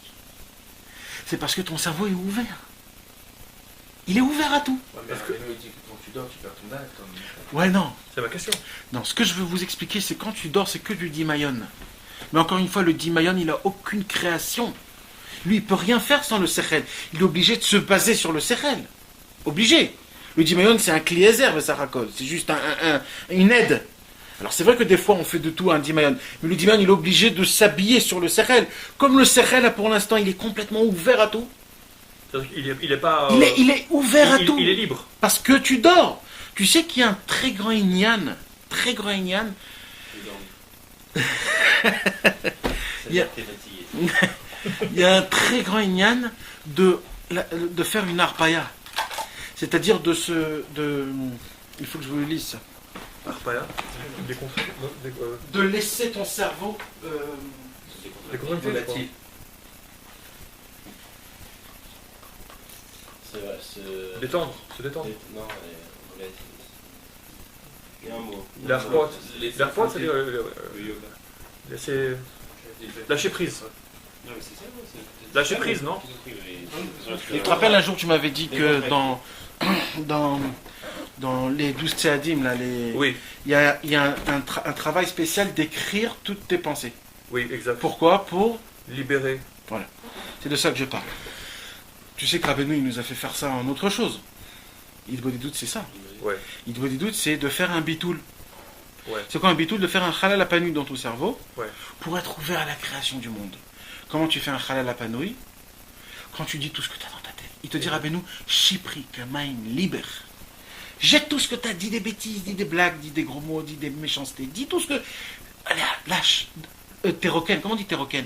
Vide ton cerveau. Au moment, tu sais, il y a un très grand problème, c'est que le cerveau, il n'arrête pas d'enchaîner. Il n'arrête pas. C'est pour ça, Rabbi Nathan, il dit que même les marches à votre route, c'est quoi les marches à votre route? C'est les pensées qui ne sont pas péchées, mais c'est des pensées pour rien. Si je veux gagner l'euro million, qu'est-ce que je vais m'acheter? Il n'y a pas de problème à ça. Mais il dit, Rabbeinu, le problème, c'est qu'il y a Alou Shamaim Yerdut Teomot. Une pensée enchaîne une autre. Et tu sais pas où. Tu vas commencer là, tu sais pas où tu vas terminer. Le cerveau, il n'arrête pas, il va. Il dit Rabbeinu, et le Baal Shem Tov, plein de fois, il dit, arrête-toi. Arrête de penser. Fais un vide dans ta tête, fais un vide. Est-ce que c'est le Bitoul qui parle un peu? Ouais, c'est le bitoul, c'est le bitoul. C'est le bitoul de Rabbeinu. Maintenant, le Baal Shem Tov, il avait il a fait un targil, comment on dit? Un exercice spécial pour arriver à ce vide, cette vide, je sais pas comment on dit. Il appelle ça Inyana Ashkata, c'est-à-dire mon sheket. C'est-à-dire pas t'as dit. Arpaya, ouais, mais c'est surtout un sheket, c'est-à-dire un silence dans ta tête. Il dit comme ça. Il dit le Baal Shem Tov, essaye de prendre un pasouk que tu sens, ce pasouk-là, comme on va dire, un pasouk qui fait Gam ki aler begeit salma vet lo irara ki ata imadi, par exemple. Un pasouk qui le touche. D'accord? Tu vas fermer tes yeux et tu vas le dire lentement, doucement, sans force, sans... Parce que plus la force, ça c'est pas bien. L'histoire, c'est d'être arpaya, c'est-à-dire d'être apaisé. Donc tu vas le répéter plusieurs fois. Gam ki aler begeit salma vet lo irara. Et tu vas le répéter, jusqu'à que ton hiver devient ce pasouk. C'est ce qu'il dit le Baal Shem Tov. Il dit le Baal Shem Tov, si vous le faites bien, vous allez voir les lettres énormes. Et il dit le Baal Shem Tov, ce qu'il faut faire, c'est de rentrer dans ces lettres et de boire la lumière qu'il y a dans ces lettres. C'est quoi la lumière qu'il y a dans ces lettres? C'est le noir qu'on voit, le noir, le pchitout. Il y a un noir là, ouais, dans chaque lettre, et ce noir-là, c'est une lumière. Il dit, mais comme ces lettres, quand tu vas rentrer dans ces lettres, ils vont être énormes. Et quand tu vas dire gamme qui a l'air, ça va te prendre ça va te prendre très longtemps à le dire. Mais en vérité, c'est normal, mais c'est parce que c'est le temps, il te dit. Il va commencer à s'élargir le temps. Il va être très lent. Donc tu vas voir, quand tu vas dire gamme qui a l'air, ton cerveau, il va aller très lentement, comme la mouche. Et tu vas rentrer dans cette lettre et bois. Comment on dit Promène-toi dans les lettres. C'est la Torah, sa mère de lettres, que Rabbeinu dit quand tu dis Baruch, Ata Hashem. Tout ça, c'est Rabbeinu, il te parle, il n'arrête pas de dire ça. Ne laisse pas celle-là, parce que il te la pef otra, te chabek otra, te nachek otra. C'est pour ça. Et il dit, au moment où tu vas arriver à cet endroit-là où dans ta tête, il n'y a plus rien, tu vas entendre résonner dans ta tête les lettres elles-mêmes qui vont te résonner dans ta tête. Et là, il dit le Baal Shem Tov, je vous laisse tout seul, parce que vous allez déjà être... voyager. Voilà, je vous laisse voyager. C'est ça le bitoul, c'est ça l'arpaya, c'est ça les doutes, c'est ça tout. Mais là, il te dit que des fois, si on n'arrive pas à le faire, il faut regarder l'aiguille des secondes. Il faut la voir comment elle marche vite. Tac, tac. Il dit, tu vas voir qu'à plusieurs tours, elle va commencer à ralentir. Ah bon? C'est pas parce que ça ralentit, c'est parce que ton cerveau, il va ralentir. Le temps, il va s'élargir. Vous ne me croyez pas, hein? C'est du vécu, mes amis. C'est du vécu. Tu l'as fait, ça veut dire? Ouais. C'est du vécu. Et tous ceux qui l'ont fait, ça a marché. Il faut juste essayer de le faire vraiment. Et ça, on peut le faire dans des vacances, quand tu n'as pas la pression, parce que tu ne peux pas le faire quand tu as la pression du temps et tout ça, tu ne peux pas. Tu te prends un jour de vacances, 2-3 jours de vacances, tu vas quelque part, dans un endroit où tu ne connais même pas. Tu t'assois, tu prends un café, et vas-y. J'ai tout mon temps. Il n'y a pas de femme, il n'y a pas de maison, il n'y a rien. Je suis seul. Et vas-y. Laisse-toi emporter. Laisse-toi emporter par la spiritualité de la Torah, de la Vodat Hashem, des prières. C'est exceptionnel. C'est exceptionnel. Ça, le Baal Shem Tov, il en parle. Le Magui de Mezrich, il en parle. Et les grands tzadikim, tu sais, c'est une des choses qu'ils ont tous en parlé de ça. Normalement, quand il en parle, on ne parle pas l'autre. Parce que ça y est, il a dit ça. Et Rabbeinu, je l'ai vu, quand j'ai vu ça, moi, ça m'a choqué. Parce que le Magui de Mezrich, il dit toutes les kavanotes, je peux vous le faire montrer, c'est même écrit dans le Tabbat Haribash. C'est écrit dans le Baal Shem Tov, c'est écrit dans le Magui de Mezrich. Toutes les kavanotes de la prière, c'est quoi? C'est de s'attacher à la lumière qu'il y a dans les lettres elles-mêmes. C'est-à-dire, quand tu vois la lettre Dalet, tu vois le noir du Dalet, ça c'est la Rouchaniout, c'est la spiritualité. Essaye de t'attacher à ça. Imagine-toi que la lettre elle est énorme et tu t'attaches, tu rentres dans cette lettre. C'est ça. Tout ça c'est la kavana de la prière. Ça s'appelle Dvekut. C'est exceptionnel. Et ça, Rabbeinu, il te dit dans la Torah Samerhe. Il faut comprendre chaque lettre, qu'est-ce que ça veut dire, etc. Non, Bepchitout, comme je t'ai dit, maman, c'est une histoire. C'est Alice au pays des merveilles. Rien comme je t'ai dit exactement. La lettre, dis-la, répète-la comme il faut, jusqu'à que tu vois la lettre énorme dans ton cerveau. Et rentre dans cette lettre. Bois toute la spiritualité qu'il y a. Et quel rapport avec le temps là, C'est quoi le rapport avec le temps? C'est ça ce que je t'explique. C'est quand un homme il arrive à faire ça, quand il a une seule minute. Il a une seule minute. Au début ça va être dur, au début c'est obligé que ça prend du temps. Comme on dit que le Baba Salé, il priait avec les kavanot du Rachash, mais lui il terminait la Hamida plus vite que toi. Avec les kavanot du Rachash.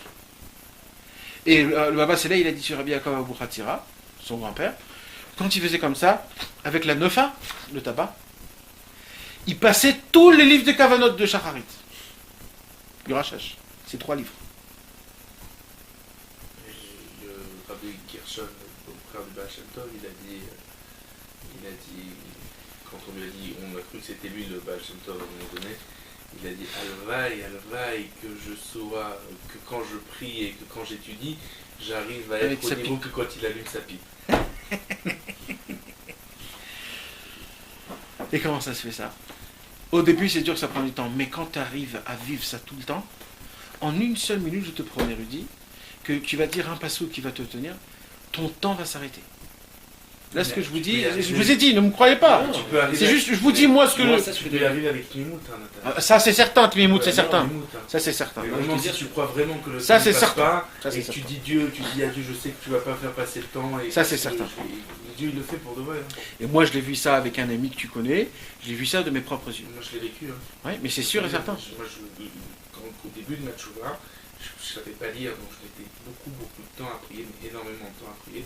J'étudiais ici, là, je dois m'arrêter. Il fallait arriver à l'heure au cours de collège, parce que sinon ils matraquaient les mecs. Et moi, je pouvais pas être lignal et tout, parce que j'avais même pas commencé à faire les lectorettes, qu'ils étaient déjà finis tout. Je priais tout seul. Et normalement, je mettais 3 heures, 3h30 pour comme après, j'en pouvais plus. Et tous les jours, le rat, il me saoulait. Et t'arrives en retard, et t'arrives en retard. Et un jour, je me suis pris une crise. Et alors, j'ai passé ma prière. Un jour, je me suis pris une crise, je sais, je passe plus ma prière. J'ai prié comme je prie d'habitude. Et je sais que j'arriverai à l'heure au cours. Et j'ai prié, et j'ai prié. Et les mecs, ils peuvent te le dire. Toute la prière en chantant. J'ai réveillé toute la prière, ils peuvent te le dire. Et j'ai fini ma prière. Normalement, je terminais à 11h30, midi. Et il était 9h. J'ai vécu, hein. Mais juste la nuit, Mais c'est certain, c'est certain. C'est certain. Moi j'ai vu de mes propres yeux aussi quelqu'un que c'était à Ouman à Rosh Hashanah, il voulait faire son dernier tikkun haklali avant de repartir. Maintenant, il fait son tikkun haklali et pitom, son cœur s'ouvre. Alors il commence à pleurer et il oublie qu'il doit partir là. Il doit partir. Mais non, il peut pas. Son cœur il s'est ouvert à Rabbeinu. Je peux pas, je m'en fous de tout. Le mec il est resté, il pleurait, le tikkun haklali, et d'un coup il se remet sur soi-même, il regarde, il dit dans une heure pile, il ferme le checking à Kiev. Dans 1 heure. Il était à Ouman? Il était à Ouman. Dans 1 heure on ferme le checking. Maintenant, si je me rappelle bien, c'était à Hanouka, pardon. C'était pas à Ouman, à Hanouka. Il n'y a pas toutes les 2 minutes des cas. T'as ta tissa à toi, il y a une seule tissa. Maintenant, comme il n'y a que de neige, il n'y a pas de quart, il n'y a pas de truc. T'es planté. À 4h du matin, vas-y. Et je me rappelle, je le vois, moi je devais voyager le lendemain, je le vois. Il cherche à tout va, comme un truc, je sais pas, j'ai raté mon bus et je sais pas quoi faire. Et je lui dis pourquoi, mais comment et tout ça. Il m'a dit parce que il m'a raconté parce que son cœur s'est ouvert, etc. Et je lui dis, dis-moi, Rabbeinu, il t'a pas fait ça pour rien. Il y a bien une raison à toutes ces choses-là. Je te dis pas qu'il veut que tu restes, mais il va pas te planter. Bon. Moi, dans mon cœur, je me suis dit, celui-là, il a raté son truc, le pauvre. Il a raté. Il a raté. Ils vont pas te planter, Ouais, mais bon. Tu vas rester 2-3 semaines. Hein. Et en plus, c'est quelqu'un que... Bon, c'était Michael Klein. Bekitso. Bon, je suis parti. Il a trouvé une Lada hyper naze. Et mes amis, il est arrivé à temps. Il a voyagé, il a eu sa place. Le truc, il n'est pas, c'est pas logique ce que je vous dis. C'est pas logique. Il y a 3 heures de route. Il y a 3 heures de route. C'est 300 km. Dans la neige, on roule pas vite. La nuit, remplie de glace. Dans 1 heure, il fait le checking. C'est pas logique. C'est pas logique. Et ben, il m'a dit que et dans ce Ça, là où c'est le kit derrière. hein? Ça, c'est le kit derrière. Non, écoute-moi. C'est un kit derrière. Maintenant, dans ce taxi-là, il y avait un autre ami avec nous. Que lui, il avait un temps qui Normal. normal. Lui, c'était normal. Et il m'a dit comme ça. Je te jure qu'on a eu un kit derrière. Lui, il connaissait pas l'histoire de l'autre. Il savait pas que l'autre. Ça, il est- c'est derrière. Maman, une fizzata derrière. Il lui dit, je te jure que j'ai eu une fizzata derrière. Il a dit, on sait pas comment ça s'est. Ils se sont arrêtés, hein. Pour le faire pipi, pour fumer une cigarette. Ils se sont arrêtés, tout normal. Et lui, il était comme ça, il savait pas quoi faire. C'est le goy qui a dit pas comprendre. Le caléché du Baal Shem Tov. Le quoi? Le caléché du Baal Shem Tov. C'est quoi? Il comprenait jamais rien. Il faisait sa calèche. C'était comment il s'appelait Bre- Alex. Alex. Ivan ou Alex, je me rappelle pas Alex. C'est un goy. Bien sûr que c'était un goy. Et lui, il faisait rien, hein. Parce qu'à chaque fois, quand le Baal Shem Tov voyageait, il dit, laisse les lèches, Et tourne-toi. et vas-y. Bon, c'est Shabbat. Ouais, vas-y. Laisse les chevaux se promener.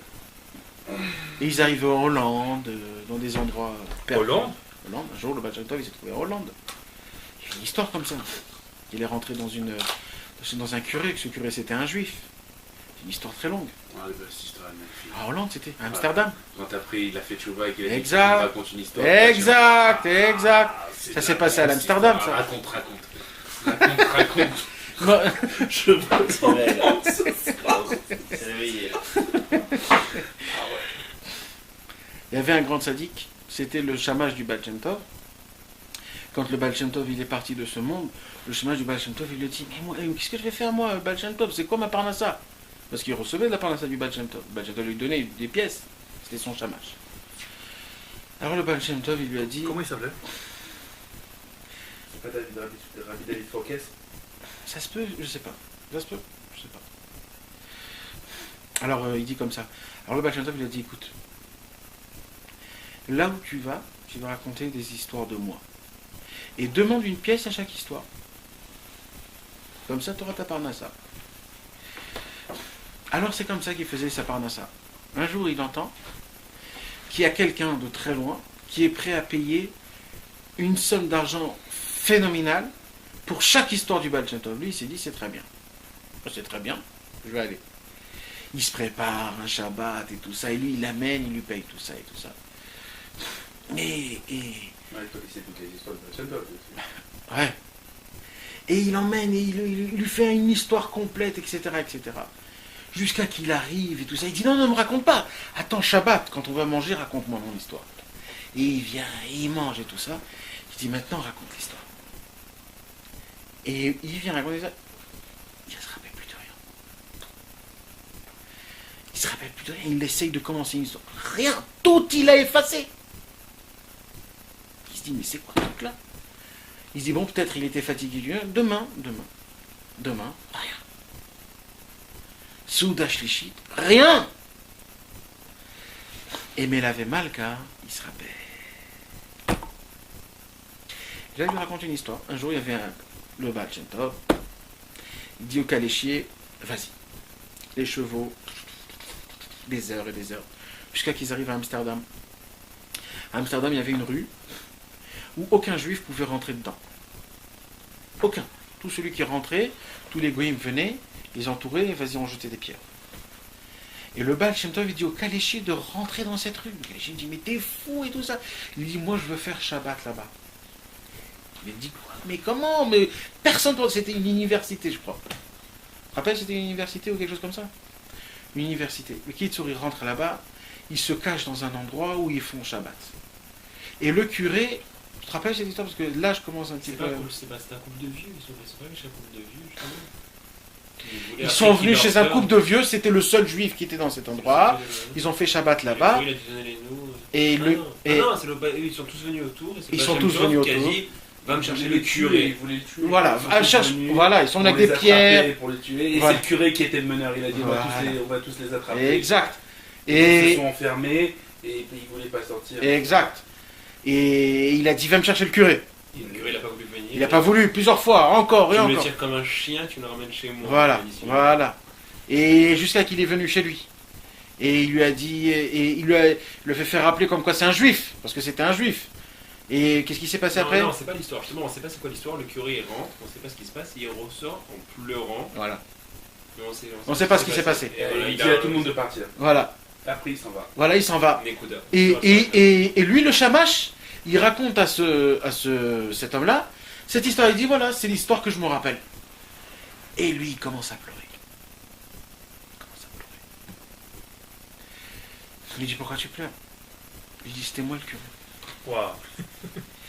Il lui dit, tu veux que je te dise ce qui s'est passé? Et là, il raconte ce qui s'est passé. Il lui dit, j'étais un juif qui a complètement dévié. Je suis devenu un curé, je supportais pas les juifs et tout ça et tout ça et tout ça. Et le Baal Shem Tov, il m'a parlé, il m'a dit des trucs et tout ça jusqu'à que j'ai fait tchouva. Et je lui ai demandé au Baal Shem Tov, jusqu'à quand je vais ça, parce que j'ai tué tellement de juifs.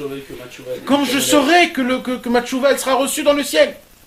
Il lui a dit, le Baal Shem Tov, quand tu auras quelqu'un qui va te raconter ton histoire, c'est là où que tu seras pardonné.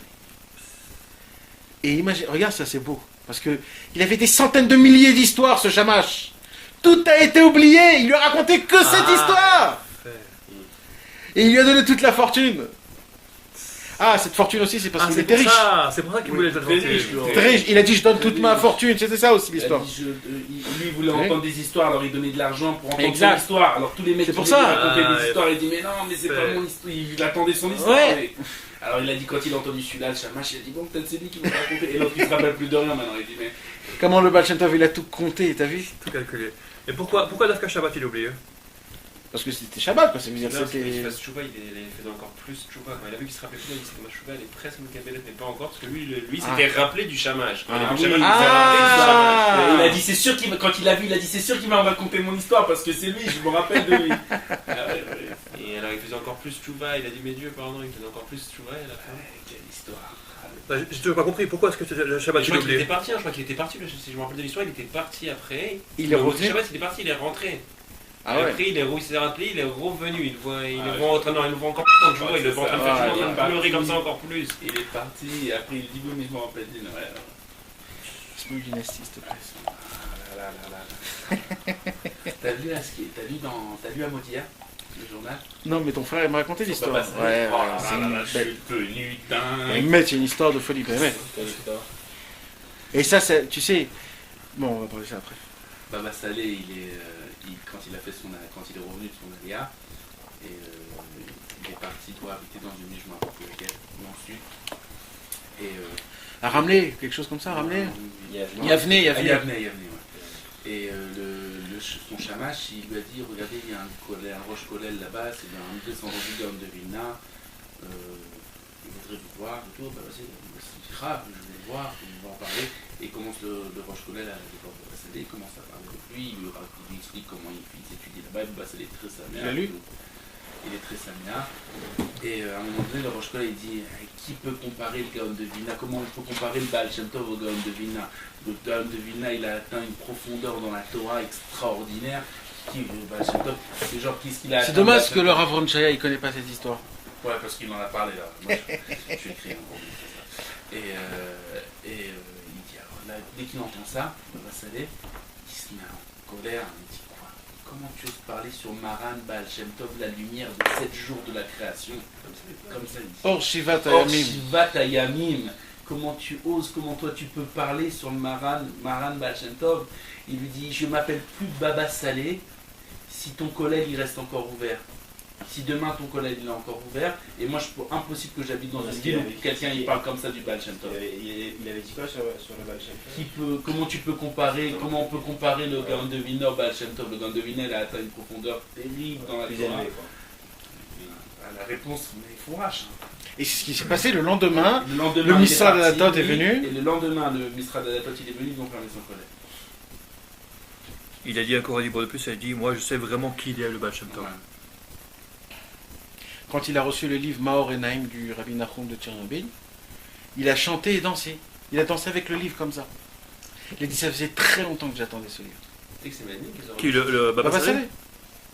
C'est un ridouche pour moi, des choses comme ça. Celui qui a ramené cette histoire-là, il est très fort à moi. C'est Rav bon. Crispin, comment c'est Non, je sais pas qui c'est quand même dans le Maudit qui a ramené cette histoire-là. Dafka cette semaine, ils ont remis en vente cette semaine le Kherem qu'il a fait le Gaon de Vilna sur les Chassidim. Et là, ils viennent de le mettre en vente cette semaine. Le Kherem. Mais non, Remettre en vente. Ils ont le Pétek original, genre. non, non. Le Pétek Le original. Kherem original. Non, non, non. du Le Kherem original aujourd'hui n'existe plus. Le Kherem original, c'était le Rav Zilberman au Kotel qu'il avait. Il avait reçu de père en fils. Et un jour, il y a un très grand donateur qui est venu, qui s'est soi-disant dit élève du Gaon de Vilna. Il lui a dit je t'achète ce Kherem là. Ça veut dire quoi le Kherem? Le Pétek, ça veut dire? Papier. Juste le papier, ça veut dire. Il avait fait la gamme. Ok, mais c'est pas il a pas de tokef, ça veut dire. Non. Ok, d'accord. Ils avaient fait un Kherem. Et il a dit je t'achète, je te donne tout ce que tu veux, 2 millions, 3 millions de dollars, tu retapes toute ta yeshiva. Il lui a dit aucun problème. Dès qu'il a acheté, il a tout brûlé. C'était un chassid en vérité. Mais c'est quoi qu'ils ont C'est un vendu chassid C'est ça. quoi qu'ils ont vendu cette semaine, ils ont vendu un truc. Hein. Peut-être c'est Ils ont quelque chose vendu un d'autre. Kherem, ils ont vendu un- Pour qu'il n'existe plus, ça Pour veut qu'il dire. n'existe Il n'y a plus. plus de traces. Parce qu'en vérité, ça n'existe pas en vérité. Moi j'ai un livre en entier qui explique c'était quoi la vraie marloquette du Gaon de Vilna et du Baal Shem Tov. Et là on voit vraiment la grandeur des choses. C'est-à-dire que c'était les Shem Shamaim, ça veut dire? Non, c'était des autres trucs, c'était des autres ignanis. C'est pas comme nous on croit. C'est pas du tout comme nous on croit.